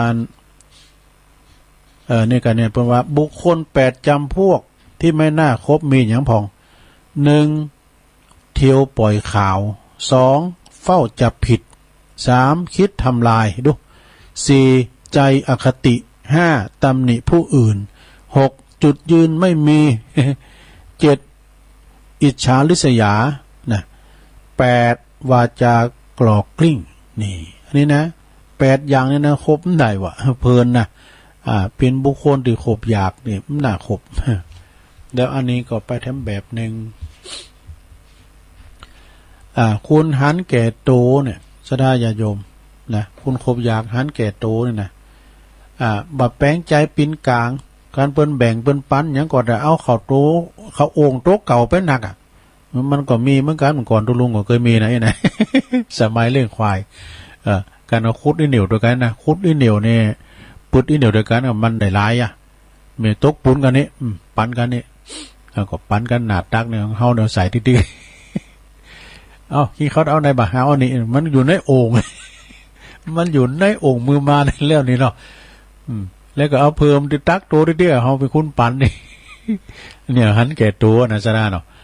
สมัยก่อนมาเลี้ยงควายมันมีพร้อมเนาะปันปลากันก้าเนี่ยเป็นหลักฮะบุกฮะน้องบ่ ปันปลากันเมื่อคนเราอ่อนมันหลายก่อนนะเนาะมั่วไผเป็นไผเป็นหลักก้อนบุกเพิ่นว่าตุลุงเขาน่ะหลักก้อนบุกแต่เป็นปันปลาก็เรียบร้อยมันนั้นมันเป็นนั่นมันตัวน้อยแล้วเปล่าเนาะโบกเนี่ยโบกอีปอแต่นี้ว่ะโหเจ้าเขียมว่าเฮ้ยนักกว่าเนี่ยเปิ้นยับกว่ายับด้วยหมูนะบ่ะโก กเสเปบนี่ก็เหมือนกันเนี่ยโกเสเปบนะคุณมันโกเสเปบมันถึงหลายเลยอย่างตุลุงว่านะโอ้โหมันสัตว์ตืดภูมิตั้งบุญเมมันหลินตั้งลุงกับพุทโธด่าเขียวมันเนี่ยกับมันสะตืดเมมันก่อนนอกอ่ะสะดุ้งย่านี่จุบอ่อนแอวตัวนี้ช้าอีลำเหลือช้าเหมือนกันเนี่ยมันก้องช้านะโกเสเปบเนาะตินยองตินแยงเด้อสุดเวิร์กมาได้เนาะคุณมาหลายเมมันอายเมมันช้าก่อนสอนไม่ยิงมันต้องสอนแบบนี้ก่อนนั่นเขามาลาไปตูเนี่ยจะลาบ่เนาะนั่นลายมาย่อยเตยตุลุงทองหวานโกเสเปบเนี่ยเสพเมื่อมีโอกาสเนาะนี่เสพเมื่อมีโอกาสอย่างตุลุงนี่มันใจตัวเสพนะชอบเตยก็เปิ้นไปกินไปตานที่หาที่นี่ทุกเจ้าวิทย์เปิ้นก็โทรมานี่ อันนี้มันจะรอเสพน้ำใจนะการทุดเจ้าเพิ่นวิทย์มันก็ไปเนาะแต่เดมพวกนี้ก็จะไปอยู่สถานท่านพระครูนะกะเปิ้นเอาไปตุยหาตุนก่อนดูเนาะไปไหนปวดไปอำเภออย่างก็สันทรายก็เปิ้นทำบุญบาทนะวันนี้อยู่วันคำเด้อพระจะไม่หาก็มาหรอก เยอะอย่างโตและดังว่ะเต็มพวกนี้มันได้วางพวกนี้ไปบ่ไปทำบุญบาททั้งดอใหญ่ดอสเก็ตสันทรายเนาะแล้วก็พลาดซ้ำเติมนี่การพลาดก็ซ้ำเติมบนเนี่ยบุคคลคบยากนะคนคบยาก การเวลาเขาพิษพลาดมาซ้ำเติมยำจมธรณี การเอาพิษพลาดไปนะแล้วก็เพิ่มเชื้อไฟเนี่ยวันนี้มาถึงบัดนี้นะเพิ่มเชื้อไฟแล้วก็ไกลสังคมนี่ไกลสังคมบ่ยอมรับนะสถานเนาะต่อไปอันนี้เต็มกรรมเนาะเจริญยากถ้าเขาเจริญยากนะมีอย่างของเจริญยากก็ห่างเหินวัดวาอารามเนี่ยนะมันเป็นติดจุ่มของเจ้าบ้านสถานมันจุดศูนย์กลางเนาะอย่างไผ่ที่จะสามักปิ้นแก่ก้าปิ้นยาก้าเนี่ยนะลองเข้ามาวัดมาว่าเนี่ยมันกินไปกึ่งนะเนาะคุณหงวัดหงว่าเนี่ยนะ เนาะอย่างปิ้นน้อยปิ้นนานก็ตามเด้อปิ้นน้อยปิ้นนานเปิ้นออกมาแล้วเนาะเปิ้นได้ปิ้นปอโลงก้าปิ้นผู้จอยก้าปิ้นนายกปิ้นกำนันก้าการเปิ้นจุกันปิ้นหมูมีประสงค์องค์เจ้าก้านะเปิ้นจะเข้ามาไหวมาซาดูนะเพื่อว่าปิ้นน้อยปิ้นนานเก่าเกิดปิ้นตัวเจ้าเก่านั้นมาไหวมาซาเนาะอันนี้เปิ้นผ่านปิ้นคุณซุกแล้วเนาะปิ้นนานปิ้นน้อยแต่เปิ้นได้บทได้สังไปปิ้นแก่ปิ้นแควนเนี่ยมากกว่ารอแลไปหน่อย เนาะเคยปิ้นน้อยปิ้นนานมาเปิ้นดึงเข่าหาวัดหาว่าหาตัวเจ้าดอกนานย่ำไปวัดไปว่าป้องก็ย้อนค่าก้ายนะ ค่าจึงซิกมาเนาะมาท่ากินครับลูกเมียพี่น้องเจ้าบ้านพ่องก็ว่าให้พ่องก็ว่าดีโอ้ก็บ้านข้ามจะไม่เน่รู้ เนาะตุลุงก็ว่านะตุพอบ้านข้าก่อมจะไม่เน่รู้เตียวยินจะผืนปัน ก็เลยตัดสินก่อมสินเปียงลาให้ดูสถาเนาะมันมีหันโมดเป็นตุเป็นเจ้ายิงเป็นเจ้าอาวาสกำยังไงนะกำไต่กำเนื้อเนี่ยมันเป็นเรียกว่าโลกธรรม8ให้ก็ไม่หันดีก็ไม่หันเนี่ยอย่างปอหลวงก็เหมือนกันนะปอหลวงผลนามหมู่บ้านเวลาปิ้นคดีความเนี่ยหกหาปอหลวงทำแล้วเนี่ยมันซ่องใส่เยอะนะนับปิ้นผลนำเนี่ยให้ก็ไม่หันดีก็ไม่หันเนาะสถาวัดว่าอารามแต่เป็นละสนะเวลาตายปิ้นมิ้นเนาก็อย่างนี้ก็แลนเขาวัดรัวๆนะไปยื้อไปปูจาตุไปเนี่ยมนตุพองกาเนี่ยอย่างปอมันตายมันน่ะเนาะแม่มันบอกว่านานงี้ไปกินกันเหล้าไปนี่มนตุเจ้ามานี่มนสวดโสปอมเขาร้องเนี่ยนั้นก็เมาเหล้าเนี่ยโดแม่ขอ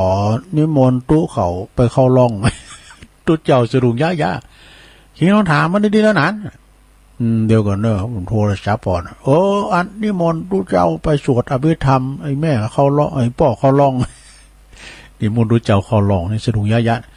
จะไปห่างเหินวัดวาอารามเน้อศรัทธาญาติโยมทั้งหลายนะมาเมื่อเข้าจำปินก้านะเวลาเขาจะเข้าวัดก็ปูนตอนโดงตกกาเจ็บป่วยเมื่อไข่กาโตขอแปลงเตียนให้กำล้อเนี่ยนิมนต์ตุไปสืบจัตตาโลเนาะนิมนต์ตุไปสืบโพลาจัตตาให้แม่กำล้อนะแรงศรัทธาไม่มีนี่แรงศรัทธามีเนี่ยตั้งแต่ก็วัดขูดลีดกาโอ้กันปะหน้าตุลุงก็เป็นบันไดเนี่ยยื้อก็มาถามกับผ่าป่าเอาผ่าป่ากับเฮาเนี่ยผ่าป่าโควิดนะไงเนาะอันป้าเฮาก็มาขออันนั้นอันนี้ไอ้เนี่ยสัปดาห์ก่อนแรงศรัทธานะเนาะมีดูเจ้าเฮาสัปดาห์ก็เพื่อก็ใครกึศใครสร้างรู้ก่อนเนาะสามัคคีแตกแยกโอ้นี่ก่อนนักแก่เด้อการเฮาแตกแยกกันให้แล้วนะศรัทธาญาติโยมทั้งหลายมันก็กึศสร้างห่างแปลงอันใดนี่ก่อนนักแก่เด้อเพราะว่ากันเฮาอยู่กันหลงกันหลายนี่ก็ปิ้นเล่อลำเดียวกันจะไปคัดกันนะการว่าคัดเนี่ยมันก็จะมามีคืดมาเกิดจากคัดนะการคัดกันนั่นแหละมันคืดเกิดเนอะคืดลุงวัดก็วัดห่างคืดลุงบ้านก็บ้านห่างนี่นะเนาะคืดลุงโฮงเฮนก็โฮงเฮนห่างเนี่ยนะตัวคัดตัวน่ะคัดแย่งกันกาคัดกันหลายอย่างเนาะแล้วก็เลี้ยวแหลกอบายมุกนี่กันมีบ่อนมีหยังโอ้บัดเดี๋ยวนี้เขาของเงินคำหาเข็มตุลุงหันขีบนะซะดาเปิ้นสูงมากพออยู่ยากเนอะถึงวันนี้นะคุณตกงานหลายนะลงไปประมาทเด้อก็กำลังขายมันตูโหเข้ามาในคุณวัยรุ่นในซ่อนรถกันมาในสตึดเอาอันกระเป๋าเพิ่นไปนะเฮ้ยซะดากันเข้ามาก็เฝ้าปิดขนาดปิดตูโหแล้วนะมันขึ้นอยู่ขึ้นมามันเอาผ้าให้ผ้าถ้าเป็นผ้าอ่างผ้าตู่นะก็เงื่อสิจะฟันน่ะเจ้าของทรัพย์มันก็กลัวเนาะสะตึดเอาไปนะสับเดือจอดรถเก่งมากว่ะถามว่าทางเส้นนั้นไปทางใดพี่มันกล้องเปิ้นเพ้อสะตึดเอาอันกระเป๋าเปิ้นขึ้นรถเก่งไปเนี่ยมันนี่เปิ้นถ่ายเมื่อพอนะเปิ้นว่าทุกวันนี้คนอยู่ยากว่ะจะไปประมาทว่ะคุณให้นั่นมาในนามรถเก่งก็มีนะเนาะจะไปอันอยู่บ้านก็ปิ้นตู้โหนะลูกหลานไปเยกานะลงเนอะเดินเปิ้นมาขายของนันนิกาเนาะแม่อันนี้อันเจ้าลูกจากหน่วยนั้นมานะกลุ่มนั้นมานะเปิ้นมาขายเครื่องสีอ่างนะเนี่ยอันนี้เป็นสบู่นะหอมไหนแม่ลองดมมาแล้วน่ะดมสูซะก็เดินรับไปบ่อยๆเนี่ยไปมีกันนะก็จ้อยเอาหรอยกเอาอันนี้เนาะจะไปไหวใจภายในชาติเนี่ยยิ่งบ่เดี๋ยวซ้ำหายเขาของเงินคำหายเข็มคุณหลายก็มีคุณดีกว่านักเนาะจะไปประมาทไผถึงไหนสามัคคีแตกแยกเลี้ยวแหลกอบายมุกนะเอาทำกรรมเนาะซะได้เนาะเวลาตุลุงมีหลายอยู่เนาะอันนี้สาเหตุที่คุณมาเข้าวัดนี่แม่มันก็มีหลายสาเหตุเนอะที่ลุงนั้นนี่ก็มีแล้วนะตุลุงบันทึกไว้นะแรงบุญออกกรรมเนาะผิดหวังหลังลุ่งเลิกต่างนี่คุณเข้าวัดนะโอ้ก็วัดนะช่วยเด็ดเต้นี่เนาะนี่ผิดหวังผมเข้าวัดละคุณดิ้มเข้าวัดนะบางพองก็ตึมไปวัดไปวายเลยหลังจากผิดหวังดิ้มได้ปิ้นปอลงก้าผู้จอยก้าไอ้นั่นเนาะผิดหวังหลังเลิกต่างแล้วก็ต่อไปจังตุเจ้า ตุเจ้ากับปิ้นตัวจังเหมือนกันนะเนี่ยสดาญาโยมคุณเฮานี่มันใจเหมือนกันดูตัวหักตัวจังมันไผแต่มัดหักเขาโมดมันมีสดาอันเปิดจะไม่มีโลกธรรม8เยอะทำกูกับโลกมาตึงสังเสริญมีตึงนินทาเราหนาจ้าควันกันมันได้มีไปพร้อมหมดนะจังตุเจ้านะโอ้ตุเจ้าก็ลูกเจ้าบ้านนะลูกเจ้าบ้านเหมือนกันตุเจ้านี่ก็หลากหลายชำเตอเพิ่นก็จังอู่จังจ้าแต่เปิ้นปั๊บพอดีปฏิบัติชอบโสดโยโกห้องกึดสร้างห่างแป้งมันมีคุณอย่างนะบางตุนบางองค์ก็เสาะผ่าปากาทินมาหาเงินเก่งเนาะบางพองก็จางหยังไปแป้ง ลงวัดแปลงว่าติ๊กๆเนี่ยจังตุเจ้าแล้วก็บ่เข้ากับแก่วัดกรรมการนี่ผมเข้ากับแก่วัดกรรมการก่อนเนี่ยปีนั้นแต่นี่สะปึกแผงนี่ไหลหาออกนี่ เนาะตัวโตกินเงินกันไปหูเนาะไปหูให้มันได้ได้ออกแล้วเข้ากับแก่วัดกรรมการเริ่มไปวัดไปว่าแล้วก็ต่อไปลูกหลานแวดข้างเนี่ยได้ไปกับหลานเนี่ยตัวเอ้ยแม่หลวงว่าใครจัดใครฟังไปฟังธรรมแล้วไอ้เนี่ยลูกหลานเนี่ย เอาลูกเอาหลานมาอ่างอ่ะเนาะแต่ไปทางใดก็ไม่ได้เนี่ยพอเขานี่แม่เขาไปเยการบุญแม่หลวงก็พอลูกพอหลานนี่แวดหน้าแวดหลังนี่ เอาลูกหลานมาอ่างนะต่อไปเราอ่างเวกอ่างการทำว่าโอ้ยมีกาการน่ะตัวเอ้ยมันได้ไปฟังนำซาเขาจังหันก็ไม่ได้ไปเนี่ยมีกาเวกาการน่ะเนาะนี่เวการตลอดสระญาติโยมแบ่งกินแบ่งต้านไปเนอะต่อไปเหรอเผื่อจะไปวัดได้ปิ้นอย่างว่าสังขารแย่ทำแล้วสังขารแย่จะได้ก็ลูกก็โอยนางก็โอยนั่นนี้นั่นสังขารไปให้แล้วเพิ่นเรียกว่าไปวัดน่ะจะไปวัดยามมื้อแก่จะไปหักพ่อหักแม่เวลาเพิ่นลุ่มหายตายจากไปแล้วน่ะไปยามปิ้นเที่ยวได้ไปปิ้นน่ะเนาะอย่างเฮาไปกินแป้ตานที่หันที่นี่โอ้กระปิ้นเดี๋ยวนี้ลองไปแล้วเพิ่นห้ามหมดกึดหอดเมื่อขี่เก่าขี่หลังเฮาไปตานไปแถวปุ่นเมืองชัยยาเมืองยะแถวเมืองไต่แถวเมืองนอกกว่าเนาะไปมาโมโหนกึดความหลังก็ไปหันหมดแล้วนะบัดเดี๋ยวนี้มันอยู่ยากไปยากเราจะได้อย่าโยมดังได้โรคภัยไข้เจ็บเนาะอยู่กับหอกับเฮินกับบ้านกับเจ้าน่ะลงเอ้ยสังขารแย่นะต่อไปยังบอกแก่บ่เฒ่าเตออันนี้หมายถึงประมาทเนอะเฮาย้ำเฒ่ามันแก่เด้อนี่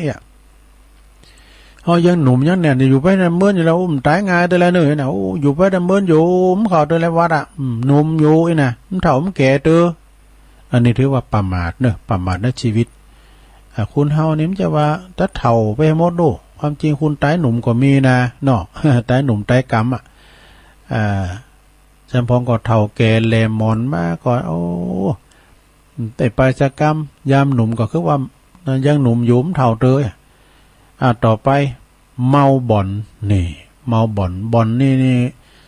เดี๋ยวนี้เพิ่นไข่ไปกันแล้วพ่อมยังมันไปแพร่เชื้อโรคนะไม่ต้องไปหลวงขายอันม้อยกับพอม้อยตูหันนั่งพอที่เฮิรนหันนะเปิดดนตรีพอได้โทรทัศน์หัน เมาบ่อนนี่นะเนาะสุดท้ายโยมสุดท้ายรอก่อนวันหน้าเนี่ยรอก่อนวันหน้าก่อยไปวัดไปวารอก่อนนะพุกเกินฮื้อเกินสืบพุกสืบฮื้อไปก็เริ่มได้ไปวัดไปวาเนี่ยอันนี้ละเป็นอย่างเนี่ยตัวลุงก็อ่านใจเสียงใจไกวด้วยนะเนี่ยเนาะสเตอร์ก็อธิบายไปความจริงเพิ่นก็มีเขียนไปหน่อยเดียวตัวลุงแหมเอาไปนะบุคคลใดถ้าเอาไม่อยู่ดูไม่เป็นเข็นไม่ไปใจอีกา บารมีหม่นหมองปลองดองแตกแยกแหกกฎสังคมจมอยู่แต่ในกะลาอันนี้พิจารณาไม่ได้แล้วนะพิจารณาตัวเก่าได้แล้วนะแน่แต่กันเนาะอันนี้หมายความว่าใจไม่ได้พิจารณาตัวเก่าได้นะเอาไม่อยู่ดูไม่เป็นเขียนไม่ไปเปิ้นใจไปไหนก็ไม่ไปใจอีกาใจดำเนาะใจอีกาเนี่ยบารมีหม่นหมองปลองดองแตกแยก แหกกฎสังคมเนี่ยแล้วก็จมอยู่แต่ในกะลาเนี่ยอยู่ในกะลาเหมือนกบในกะลากันเนาะสะดาเนาะอันนี้ก็เป็นความเล็กๆน้อยๆนะของนำเสนอในวันนี้เนาะมันได้เตะทำตุอุ่ยสักกรรม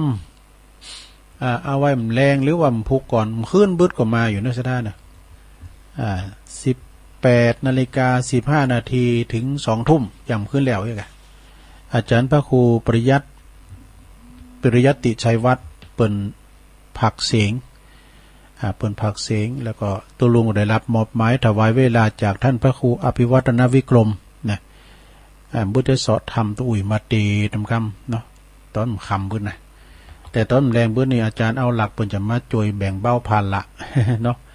อย่าช่วยกันไปอาสดาอย่าโยมทั้งหลายตุลุงก็ตึงไปไหนอยู่เก้ากลางนอนจูเนี่ยเพราะว่าแต่เปิดวิทยุเนาะก็เดี๋ยวจบตุลุงก็ตัดสัญญาณไปที่วัดปากตั้งเจริญกันต่อไปนะแล้วก็ตอน8 โมง 9 โมง8 โมง 9 โมงก็ตุลุงก็ได้มามันจะเดินมาเข้ารายการนะตุลุงก็เปิดหับสัญญาณเปิดปิดตั้งลุมตุลุงเปิดตั้งบุญตุลุงก็เอาธรรมะของครูบาอินทรพองก้าเอามาใส่ไปเอาธรรมะใครเครียดพองก้าเนี่ยเอาใส่ในหลวงเขาก็จะได้ฟังก่อนเฉพาะกาคืนวัดหอยตองซักเนี่ยกันเนาะมุนนั้นเปิ้นก็เข้าสู่ภาคปกติของเปิ้นแต่ว่าหอยตองซักเนี่ยมันเป็นคืนบริการเขาตลอดเนาะเจ้าทำเนี่ยบุดเอาเทปเก่าใส่ขึ้นตัวเนาะฟังกันไปสะท้าญาโยมใครฟังเสียงตัวเก่าตอนโทรมาก็ฟังหรอกสะท้าเนี่ยการตุลุงเอาเทปเก่าออกนี่นะฟังตอนที่เปิ้นโทรกันเข้ามาแต่ว่านี่ก็ขอบคุณคุณโยมพิสมัยสุริโยดรนะเปิ้นได้จัดผ้าป่าที่บ้านเปิ้นก่อนนิมนต์ครูบาอาจารย์ไปหลายตุนอยู่ท่านพระครูสุเมธธรรมเสวีท่านพระครูอภิวัฒนวิกรมตุลุงกฎที่ซอยหอยตามไปโดยพระครูแล้วก็ท่านพระครูสมศักดิ์พระครูวรธรรมนาถวัดหนองเหงด้วยแล้วก็มีท่านอาจารย์เอาหลักปัญโยนันท์เปิ้นก็ไปกับเจ แล้วก็ดูเหมือนจะมีท่านมหาประสิทธิ์ธรรมาภินันโทด้วยกันเนาะเปิ้นจะไปก่อนหน้านะคะเปิ้นหอมปัจจัยด้วยแล้วก็ได้รับความอนุเคราะห์เมตตาตีเจ้าสมณศัตริย์ครูบาอาจารย์ไปหอมกันหลายเนาะหลวงพ่อพระครูสุจิตานุรักษ์หลวงพ่อก็ลมโอนเข้ามาทั้ง2,000 บาทเนี่ยเนาะก็เป็นไล่ปันก็หลายกันอยู่เนาะเปิ้นลมยอดปัจจัยถึงหมดนั้นเปิ้นว่าได้อยู่ 49,999 นี่นะแต่ว่าโต๊ะเล็กยังไม่นิ่ง ก็จะมาอยู่เลยๆอยู่กันเนาะปัจจัยนี่วัตถุประสงค์คุณโยมพิสมัยนะรวมกับอันพระครูอภิวัฒนวิกรมพอเฮาเปิ้นก็มอบให้กับสถานีวิทยุสสว สสวคือวัดไฟหินนั่นแหละนะคือว่าเปิ้นได้รับลิงก์สัญญาณเฮาไปหลายตีหลายต่างนะชาวเตอเฮาก็ลิงก์สัญญาณเปิ้นมาอย่างกะปิ้นที่ว่าอาจารย์พระครูเปิ้นก็สนใจนะเปิ้นก็บ่ตอทุนละเอาอกเอาใจอย่างว่าตุลุงเข้ารายการนี่เปิ้นก็จะเอาลุงทองออกเจ้าหน่อยนึงลองเนื้อจากนั้นก็เปิ้นก็เอาเพลงใส่เพลงเก่านะหน่วยไม่ลงเขาก็ฟังโอ้ยสมัยแม่เป็นสาวเนาะ ก็ฟังกันไปถึงอาหารใจอาหารกายไปเนาะโอ้ว่านี่ก็34 สายกันเนาะสุดท้ายไอ้สุขิดนันตารามส่งแรงใจไปตีอุ้ยวันดีด้วยอุ้ยหมอนอุ้ยวันดี90 ปลายแล้วนะแล้วก็หลายที่เปิ้นได้มาฟังกันเนาะขอบคุณที่เปิ้นโทรกันมาตุลุงก็มาเปิ้นกูอู่กันได้นะไปว่าตุลุงมาสั่งมาสอนมาเราสู่จู้กันฟังในหลวงก็นะว่าเพราะมาสั่งมาสอนนี่มันจังโหดจังเกียรตินี่กันน่ะมาบริหารเวลานี่นะตุลุงก็จะมีสิทธิ์ถึงว่ามาสั่งมาสอนเนี่ยนะมาอู่มาจ้ากันนี่แหละเนาะเอาตอนนี้ไปตุลุงก็จะเปลี่ยนบรรยากาศสถานอู่มาเมินในบทกรรมฟูสิงไปแล้วนี่ มดเฝ้าแล้วเนี่ยก็จะเปลี่ยนสถานได้อู่พองนี่นะเนาะตอนนี้ไปตุลุงก็จะเปิดสายสถานได้โทรกันเข้ามาทักทายเนาะว่าโอ้ตอนนั้นเพิ่นก็ฟังตอนนี้เพิ่นก็ฟังเนาะพี่น้องเมืองฟังก็ดีแม่แจ่มก็ดีในโหในเวงก็ดีก็โทรก็เข้ามาเนาะ089 955 6506เจริญปอน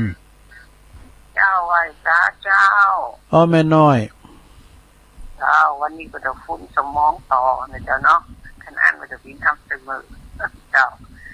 ตีสามตีสี่ยังบ่ไปไหนตีบ่รับไหลตีสามตีสี่เปิดฟังธรรมะเป็นสิ่งที่ดีตีสามตีสี่จักกวางกันเจ้าเจป้อควายมาเอาหนุ่มเนาพอกินข้าวเจ้าออกไปทำงานพอเป็นนั่นว่าได้ฟังรายการใครบ่ทำงานตีสามตีสี่คนเลยฟังหนักกว่าพอทีวีธรรมะดีๆนอนฟังก็ได้คนเลยฟังหนักกว่าเวลาควายพอไปไหนนอนฟังกันเจ้าสรุปถึงฟังพ่อแม่แก่เฒ่าที่ว่าตอนเจ้าคนถึงฟังหลายตื่นเน้อเพราะว่ายิ่งใจเปิดฟังบรรยายตุลุกยองเจ้าวันนี้กำยองวันละคำนะเจ้าคำว่าบ่มีงอนะเจ้าอันคำยองเนาะภาษาไทยแปลว่าไม่มีแล้วเจ้าไว้เจ้าขอบคุณยายน้อยเนาะน้องเบลไว้สาครับกำลังเตรียมตัวไปกาดนะครับโอ้วันนี้ไปกาดเนาะวันนี้ลุงวัดมาฮับเด้อแข็งแรงเด้อโอ้ขอบคุณตุกปี้เน้นละมีสุขภาพแข็งแรงแต่ก็ขึ้นราคาไปมันเมินเนอร์บุญเป็นมามแรงเบิดบ่าย 3 โมงฝากความคิดถึงไปเนอร์ตุกปี้เน้นละเนอร์จะได้กระโทรมาเนอร์เจก็จะมาสาธุลืมประกาศไปสถาโยมรัตนาแม่แดงเนาะใจพรหมใจยาแม่แดงเปิ้นอยู่ป่าข่อยไต่เปิ้นรวมทำบุญมาโดยซองหนึ่งแล้วก็ป้ออายเนอป้ออายแม่ป่าน้อยนะป่าน้อยนี่เปิ้นอยู่ปุ้นแม่ริมนะหีบทองนะเปิ้นรวมทำบุญมาแถม1-2ขอบคุณเด้อว่าเปิ้นเอาฟักแก้วฟักทองมาตาน้ำจะไหลขอบคุณเด้อ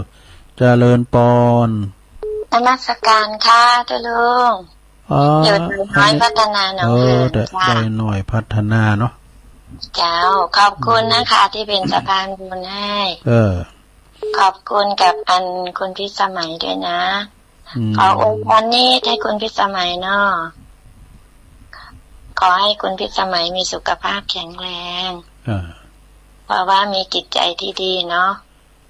ศรัทธาบุญตั้งหลายได้หอมพระป่าตะวันก็ได้ฟังจากโมทนาบุญไปด้วย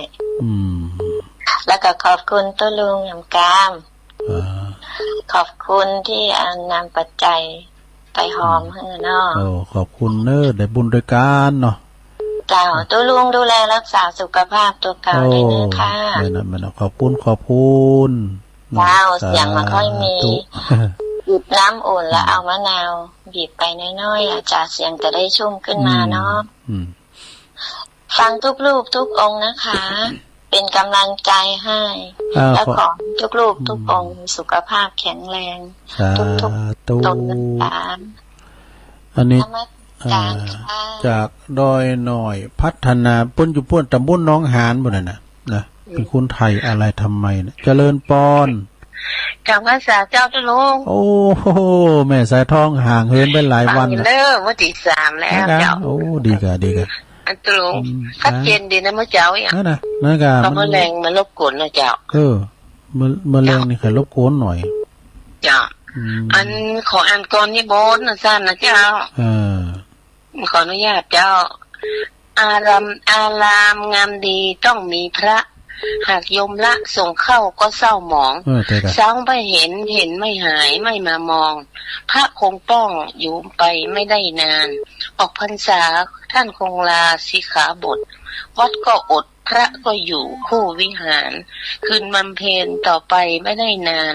บทวิหารก็คงล้างห่างพระเนรนะเจ้าสาธุเลยตุหลวงนะเจ้านะครับอย่างลูกนั้นวานเจ้านะครับลูกนั้นมาเพื่อนเจ้าบ้านหาก็ไม่ได้ด้วยเดี๋ยวยืนก็อ้ามจะถึงปันเจริญปอนฮัลโหลติดแล้วฮัลโหลติดแล้วอูเลยได้ยินแล้วอยู่ไหน อูเลยอูเลยอยู่แค่น้ำเองเจ้าโอ้พี่น้องสันน้ำเองมาแล้วไม่คำปานะแม่ฮะแม่จันดีนะแม่จันดีโอ้นะคะแม่จันดีเนาะตื่นเช้าตื่นว่าตื่นได้สันน้ำเองดูก็โต้งหาอยู่นะดูสันน้ำเองก็ได้ยินทีอยู่เนาะโทรมาพร้อมกันเด้อพี่น้องสันน้ำเองสันน้ำเองเนี่ยอำเภอสันทรายเนาะอยู่สันน้ำเองสันทรายจ้ะเด็กที่ประการน่าจะเจอกันเจอแม่นนึกได้ละแม่นที่ไปปากันดีนั่นปั๊มน้ำมันทำนั่นนะจ้ะแล้วเขาแล้วนี่ก็มาเราเนาะมาจูวัดนี่นะน่ากันไปแฉลงก็ไปไม่ได้เข้าประหารตู้ลุงจะกลับมาพี่ยังน่ากันไปตัวอาจารย์ไม่ได้โน่ล่ะที่วัดหนองจอมน่ะแม่นแล้วก็ต้องโยนไปเลยไปทุกคนไปทุกกันดีแล้วขอบคุณแม่จันดีหลายๆเด้อเนาะสันน้ำเองดีแล้วขอบคุณหลายๆที่ทำมาได้แล้วเราก็ไม่ได้แล้วสาธุโตแม่จันดีสันน้ำเองนะเพิ่นเคยกินเคยทานด้วยกันเจริญปอนจานมัสการเจ้าตะลุงโยมพิสมัยเนาะจ้าต้องขอบคุณลูกเสียนลูกสายที่มาช่วยน้องกวาเนาะดีใจเจ้าตะลุงดีใจที่ยอดได้นักแล้วก็ยังเหมือนนิ่งแต่เลยเหมือนนิ่งเพราะว่าคนที่แจ้งเข้ามาไม่รู้เนี่ยเพิ่นก็ยังจะมาหอมถึงบ้านเจ้าดีค่ะเจ้าคนแจ้งเข้ามาไม่รู้มาบัดตานมาบัดได้ก็จะมาถึงบ้านตอนไม่รู้ได้ก่อนปุ่นงามว่าเนาะของกินก็รุ่นโตเนอะพัฒหารเพนน่ะจ้าตัวลุงก่อนห้างต้องวันนั้นกินข้าวล้าไม่บอกเดี๋ยวได้เนี่ยบอกโมแขนนี่กะเขานุ่งง่าแล้วเนี่ยเจ้าก่อนน้องไม่ได้กินข้าวสักมื้อเลยแต่ว่าอิ่มบุญเนาะอิ่มบุญคือความอิ่มอิ่มแต่นะกินมาไอ้ป้าทองมาล่าไปอยู่บกี่ไม้เองมาล่านั่นก็ตุลุกันแล้วมาหันน่ะเนาะมาล่าเป็นอย่างนั้นแล้วก่อนมันก็ไม่เสพทอดนี่เนาะเพิ่นทอดเพิ่นอย่างนั้นน่ะนี่ป้าปิ้งย่างว่าย่างนั่นก็มาล่าทุกเรื่องตุลุงก็ว่ามาหวังใจมาล่าฮู้จักกับตุลุงเอามานะก็เป็นใจเป็นน่ะปิ้งทอดเนาะที่เป็นไม้น่ะมีน้ำเตือนตุลุงไปกินข้าวไหนน่ะไปชันเพลเนี่ยว่าโอ้ก็ไม่ยังมาฮ้อเนาะแล้วเป็นว่าบนซูมไฟลุนกุ่นมาว่าเดือดรังขี้นอกกันนาที่อายเพิ่นน่ะโอ้ยก็ตุลุงก็เนี่ยบนเอาไฟลุนเนี่ยมันก็ฮ้อนนะกะเนี่ยโหดับคือเพิ่นดับอ่ะโอ้เพิ่นก็กินกันเอี้ยก้านี่วันนั้นก็ท่านพระครูเหล่าเย้าไต่พระครูสังฆลักษณ์สมบัติเอาไปเล่งวันเกิดดูไหนปุ่นน่ะทับทิมฟ้าเผาโอ้ปรากฏซูมไฟรุ่นนั้นอ่ะมีหลายเหมือนกันด้วยผมรู้เสียงไปพิมพ์ปั่นมันก็เอาไปเล่งวันเกิดขอบคุณไปเนาะขอบคุณพี่น้องเจ้าบ้านนี่เนาะเพิ่นมาช่วยกันข้าวกินข้าวหลามบอกเดียวนะนะให้ก็ห้างต้องให้หน่อยเนาะกินอยู่บ่เชื่อว่ามีนะแล้วตัวลุงได้บ่ฟักอย่างพี่ก่อนโหอยู่ว่ามันได้บ่โตบ่อายเขาเอาเหือมเนาะแม่น้อยหีบทองเขานะพี่น้องสันโป่งแม่ริมแล้วก็อันโยมพิสมัยเขาเอาหือแดมฟักแก้วฟักทองอย่างนี้นะได้มากะได้มาอยู่แล้วก่อนลืมเพื่อนวัดหนองเฮียงน้องเฮงเนี่ยเปิ้นได้ปิกลุนตุลุงห้อยเนี่ยคงได้บ่ฮู้เอ้ยเกือปีกมาโดยว่ารถเปิ้นมีไหนบ่ฮู้ออกไปทางใดบ่ฮู้เป็นหยังเปิ้นได้ไปการอะไรก็ดีละถ้าพระคุณสุเมธก็ถ้าอยู่บ่ได้หมวกยังได้บ่ว่าได้อยู่ก็ฮะเปิ้นนำมาหือกำลุนเลยเหรอจ้ะมาขอบคุณโยมพิสมัยดังๆเด้อจ้าปีหน้าก็ว่ากันแถมลูกด้วยนะจ้าขอบคุณที่ลงตัวแฟนรายการทุกคนที่ฟังคืนนี้ตัวนะจ้า ขอบคุณอันตุปีทวัดด้วยค่ะทีมงานเนาะทีมงานที่เปิดมาถ่ายทอดมนกับคุณมนกับอันตุปีทวัดนะคะเพิ่นอู่มนเจ้าหวานวัดเจ็ดยอดเจริญปอนนมัสการเจ้าพี่น้องเส้นพระเจ้าแดงมาแล้วฟังจริงว่าจะลงแต่ว่าก็ฟังโทษติดแล้วมันรุดไปนั่นน่ะเจ้าพระเจดีย์น่ะตรงสันพระเจ้าแดงอากาศก็พอดีเนาะหนาวบ่หนาวเนาะหรอหนาวเนาะอากาศหนาวอ่ะมกปอเนี่ยป้าแม่อำพรบอกเปิ้นลูกควายยันได้ยินไปอ่ะแต่ไอ้ยองว่าแม่พรค่ะได้ยินไปเหรอตอนนี้เปิ้นออกก็ดูไอ้ลือหลงเขาก็เนี่ยจอมหยุดนี่มาก่อนหน้าแล้วนะจอมหยุดมันนั่งไม้บ่ได้นะเอาหน้าไม้กะตุนี่อู่กันนะขอบคุณเนอแม่สุภลักษณ์เนออยู่ดีมีสุขเนอขอบคุณเปิ้นโทรมาอีกว่าสาธุเปิ้นโทรมาอีกว่าดีใจแล้วนะดีใจแล้วเปิ้นฟังกันอยู่เจริญปอนสายที่8เจริญปอนอาจารย์นิพนธ์ครับเขาแจกฝักแก้วอุตุรุตเนาะครับเนาะลุงอยากรถปิกอัพไปใส่ก็ดีเอามาขายวัดดอยสะเก็ดนี่ที่กาดนะกาดในแสงจันทร์เขาน่ะ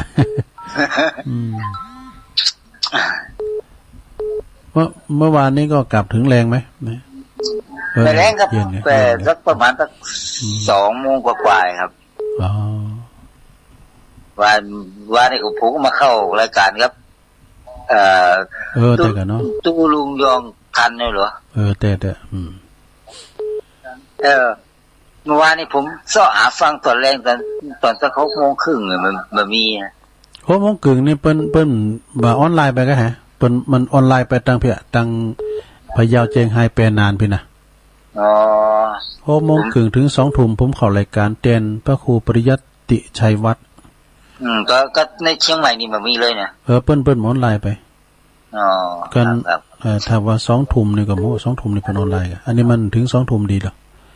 มันจะดังไปทางเนี่ยก็ไปนักเก่าย่ำมาย่ำถึง 2 ทุ่มเด้อหรอไปที่แม่ขจารย์โมเดิร์นทีมงานของคุณโยมดารุณีเนี่ยโยมผิดสมัยโทรมาแล้วเนาะเมื่อกี้นี้โทรมาแล้วขออนุโมทนาบุญกับคุณโยมผิดสมัยก็แล้วกันวันนี้เดี๋ยวตอนเร่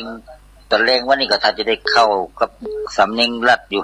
ได้กะเอาเข้มก้อนไว้กะจบได้มลยะแม่น้อยเขาก้านแล้วก็แม่บุญกัดกล่อมแม่บุญกัดกล่อมฟ้อนดับเจนิดเดี๋ยวตอนเร่งเนาะตอนเร่งครับครับสบัติการครับผมเดี๋ยวตอนเร่งเจอกันครับอาจารย์นิพนธ์คนโคราชเนาะมาเพิ่งก็มาเจริญปอนมาจากเจ้าตะลุงแม่สมผัสแม่พิมพ์จ้าแม่พิมพ์สุมาเด้อแม่พิมพ์บ้านป่าแดดเนาะจ้าฟังแต่เจ้าแม่ฟังเพลงโดยเพลงเก่ามนเนาะจ้าแม่พิมพ์ป่าแดดเย็นดีแน่เย็นดีเนาะขอบคุณหลายๆนะแม่พิมพ์เด้อว้าวแต่เจ้าป่าแดดในเมืองสาธุเพิ่นก็ฟังตลอดแม่พิมพ์เนี่ยเพิ่นเป็นน้องแม่โนนกันเนาะเจริญปอนไว้สาเจ้าตูอันนี้แม่สีทอนกะเจ้าแม่สีทอนบ้านน้องโบใส่ปราการเนาะเจ้าฟังกับเจ้าแล้วเน่ลูกเจ้าเหมือนกันได้เจ้าชัดเจนดีอันนี้น้องบัวมีหลายว่าน้องบัวหลายปิ้งก็โทรมาหรอกนี่น้องบัวใส่ปราการโทรมากะแต่ว่านะ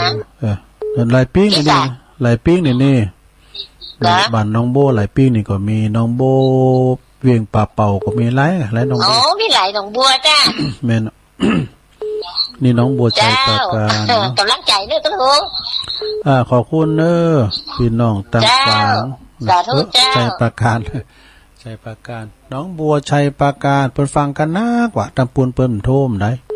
เจริญปอน สาเจ้าจะลุง แม่จันติ๊บแม่จันติ๊บมาละยังพอสอนใหม่แต่คิดใจแบบเปลี่ยนนับถือตุลุงยังไงก็นับถือ ฟังกันไปเลยเนอะฟังกันไปติ๊กแม่จันติ๊บนะ เจ้า เขตกาลามาเนาะ เจ้าโอ้โทรตั้งแต่ต้นมาติดมาเดียวนี่เจ้าติดแล้ว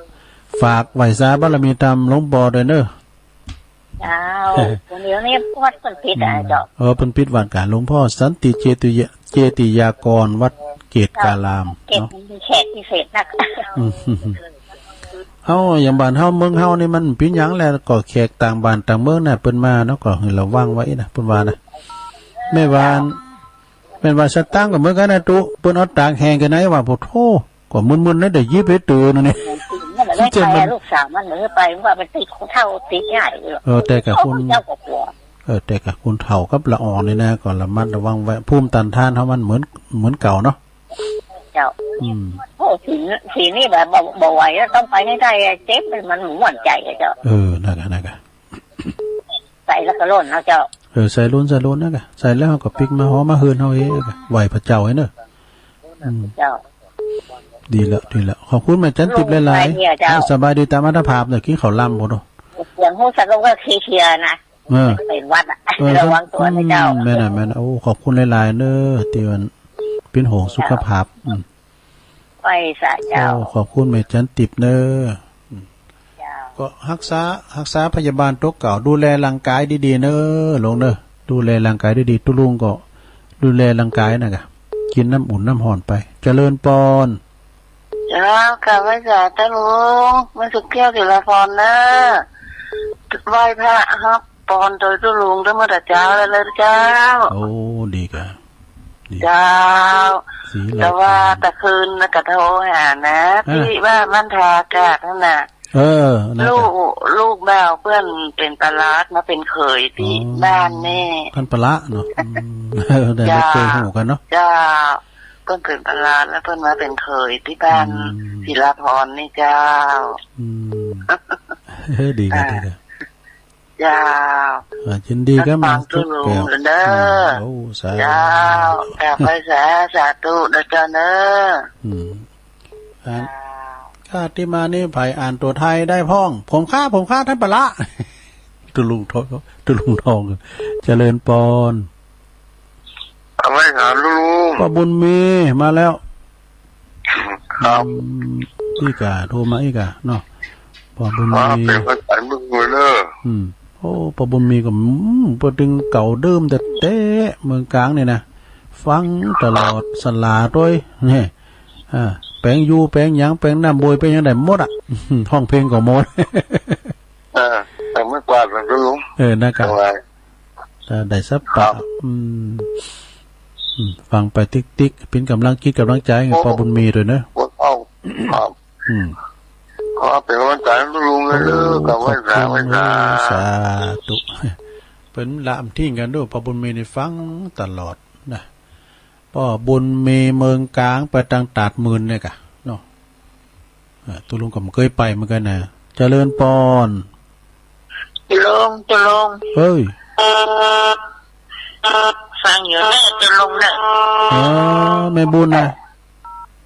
อันนี้อันปุก้าอันปากค้านะ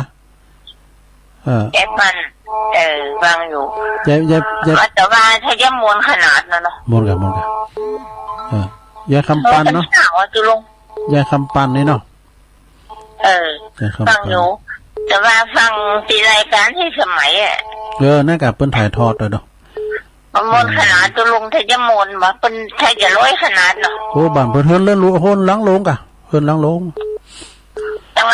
มันมีตังไม่แตงคนนะก่อนนั้นน่ะมันอยู่มุมใดของโลกพุ่นน่ะลุงก็เคยไปน่ะพุ่นเฮือนเพิ่นหมู่นั้นก็ฟังน้ำเมืองไกลไหลแล้วล่ะประจักษ์ก็ปีพี่นาก็ไปแล้วนะคำปันไปแล้วแล้วมันเป็นเพิ่นน่ะฝนดาบเนี่ยเพิ่นจะเป็นแม่ครูเก่าก็หาบ่โอ้อันตุลุงกับหันจักรในไม้ก่อนแล้วนี่เพิ่นว่าอันแม่บุญกัดก่อมฟ้อนดาบอ่ะมองตึกมองเปิดก่อซ้อมโอ้กันว่าฟ้อนดาบนี่ค่ะตึงฮะแม่บุญโดนเนอะ แม่บุญโดนสลับปีปู้ตัวอันนั้นปู้ฟ้อนดาบงามน่ะไอ้คนฟังจนเชื่อแบบไปไหนปุ่นก็หัวออกบ้านบ่ลงมาไหนบ่ลงมาบ้านแล้วส่งจุลุงให้นั่งก็จะย่ำวนบ่อันน่ะฟังไปติ๊กๆแล้วก็มันต้องออกบ้านออกคุ้มไปไหนเนี่ยห้ามตู้โห้ไว้เนี่ยแล้วอ่อนไปการหมู่กันน่าจะถึงมือไปบ่เปิ้นปิดหมดแล้วเดี๋ยวการเปิ้นจะมีแล้วเปิ้นปิดหมดแล้ววันการน่ะเพิ่นมีอ่ะยังแฟนญาติบ้านอยู่ไกลวัดไปวัดกุศินวัดหยังวัดป่าค่ากะวัดป่าค่าน่ะกะวัดป่าค่าแล้วก็มาไกลวัดนะแล้วก็ประชาวันตีเพิ่นก็บิณฑบาตน่ะบ้านถึงวันใส่ถึงวันน่ะแม่แสงเขาเพิ่นมาบุญดอยเพิ่นก็แม่แสงจันทร์เขาเนาะจ้ะแม่แสงจันทร์เพิ่นอยู่มันออกหิมคันคลองพุ่นนั้นน่ะแสงจันทร์เพิ่นอยู่กาดเป็นเจ้าของกาดกินดอยน่ะแต่ฟังจังวันน่ะขอบคุณแม่คำปันเด้อ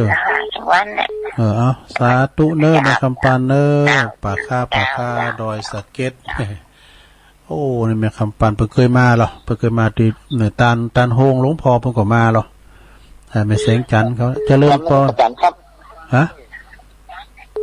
ครับนมัสการครับผมไอ้สุธาระครับผมกู้ภัย55เนาะวันนี้ลูกฝ่ายมาหน่อยฟัง4 โมงตายแล้วเขาไปปิ้นหยังแหละรับมนต์รับงานกู้ภัย55วันนี้ไปไหนกันสุธาระไปเทศบาลครับแต่กันเนาะทำงานเทศบาลนี่ครับทิมใจเครื่องเสียงติดรถปะนะโอ้เก่าดังดีขนาดนี้เขาไอ้สุธาระเป็นทีมใหม่แล้วยังมาเปลี่ยนจ่าจะเด้อตุลุงเนอดีแล้วนะมันคงในการกินการต้านไปจ่ายในอายเนอครับผมฟังทำกันไปอย่าเอี้ยเป็นกำลังใจให้กันเนอครับผมเป็นกำลังใจตุลุงตัวเนอขอบคุณสุทัศน์หลายๆเนอสาธุครับผมอันนี้เป็นทำงานเทศบาลเนอไอ้สุทัศน์กู้ภัย55เจริญปอนจ้าตุลุงแม่บุญนะแม่แล้วเจ้าแม่บุญกัดกล่อมพ่อดาบน้ำใจขาเจ้าเนื้อไม่แดงอ่ะแต่แม่แดงลืมไปสักศูนย์นี่จำไหน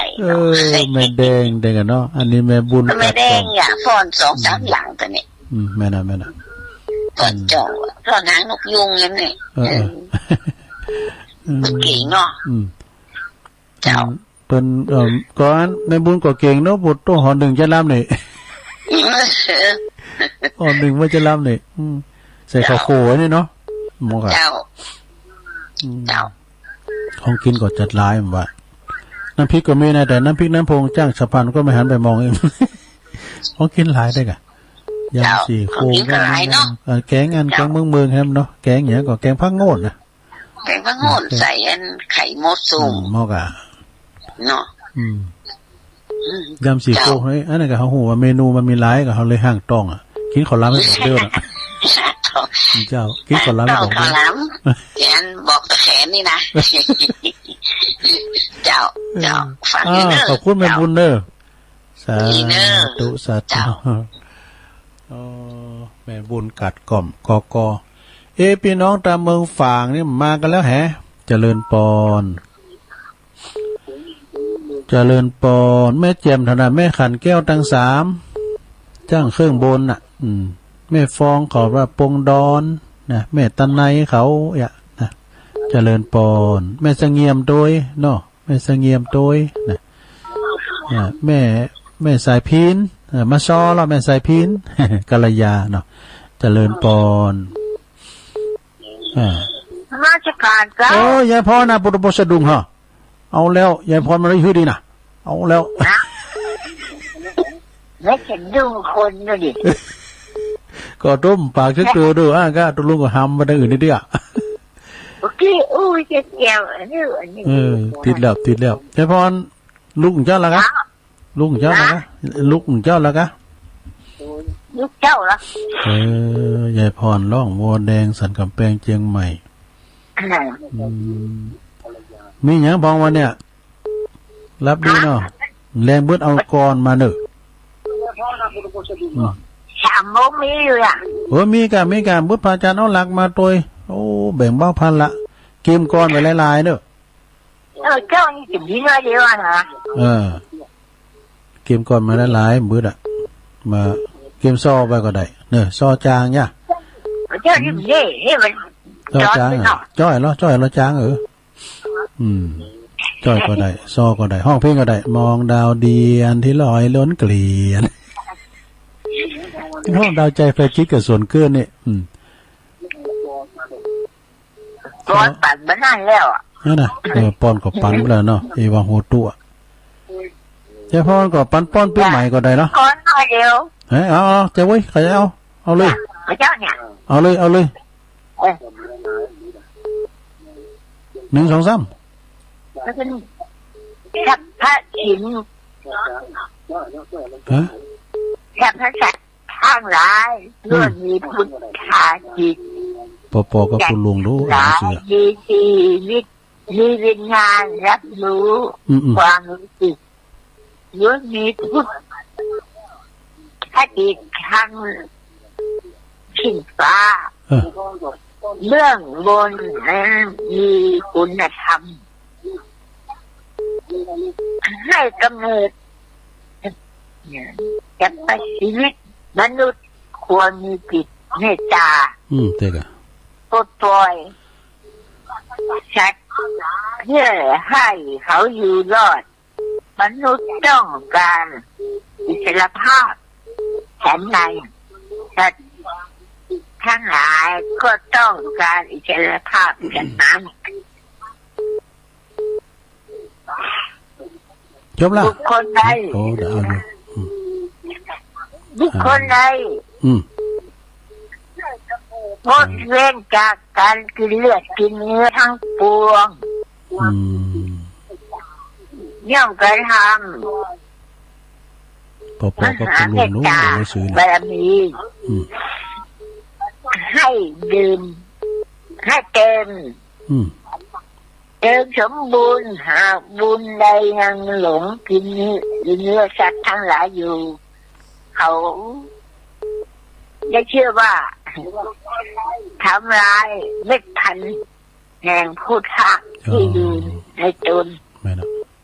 ย่อมต้องได้รับบาปทั้งมหันต์แล้วบอกให้หาดีอ่ะจบแล้วเนาะเมื่อก่อนจบแล้วแม่นะยินดียายพรหลายๆเนอะกินขอหลายๆมั้มเนาะเอาตัวอีกก่อนแรงบึ้งเกมไว้ดีๆเนอะเกมไว้หลายๆเอาสายสุดท้ายเจริญปอนโอ้เข้ามาใหม่อันสายสุดท้ายก่อนเนาะเจริญปอนติดแล้วไอ้บ้านบันกอกเด้อโอ้ไม่วันนะบันกอกนะคุณยองเหมือนกันไม่วันฟังเจ้าละกะฟังกันว่าเลยแต่ดีกะอันวันแม่จันสีก็โทรมาลองลังไม่นะแม่จันสีก็โทรมาบันกอกนักร้องงานประเพณีเปิดห้องเพลงมนแม่วันสบายดีกะสบายดีสบายดีเนาะตามอัตภาพปีใหม่เนาะสวัสดีปีใหม่ตัวเนอะเหมือนเก่าเหมือนเดิมเนอะส่งกระแสเสียงไปทางพี่น้องบ้านกอกโต้ยเคยไปบิณฑบาตน้ำปุ่นเนาะตั้งแต่แม่แก้วเขาก็กึดถึงความเก่าความหลังโปรแกรมนั่นเขาเนาะท่านนายกโปรแกรมนั่นก็ต้องทำความที่เป็นในหลวงแล้วผมก็สบายไปแล้ว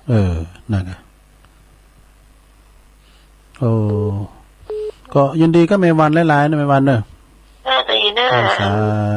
สาธุแม่วันก็อยู่ดีมีสุขเนอะเหมือนกันเนาะเจริญปอนบุญรักษาเนาะเอาละสนาญาโยมตุลุงก็ขอยกหูไว้ก่อนเนอะเพราะว่าจะล่ำเวลาเปื่นเนาะโทนสายก็สายที่1ก็แม่น้อยกาดนัดสายที่2ก็น้องเบี้ยวสายที่3ก็ดอยน้อยพัฒนาหนองหานสายที่4ก็แม่สายทองธัญแก้วตัวแทนพี่น้องหอยการสายที่5ก็แม่จันดีเนอะสันนาเมงสันทรายสายที่6ก็โยมพิสมัยดอนตันสายที่7ก็แม่สุภลักษณ์เสียนพระเจ้าแดงสายที่8ก็อาจารย์นิพนธ์นะอาจารย์นิพนธ์ว่าวัด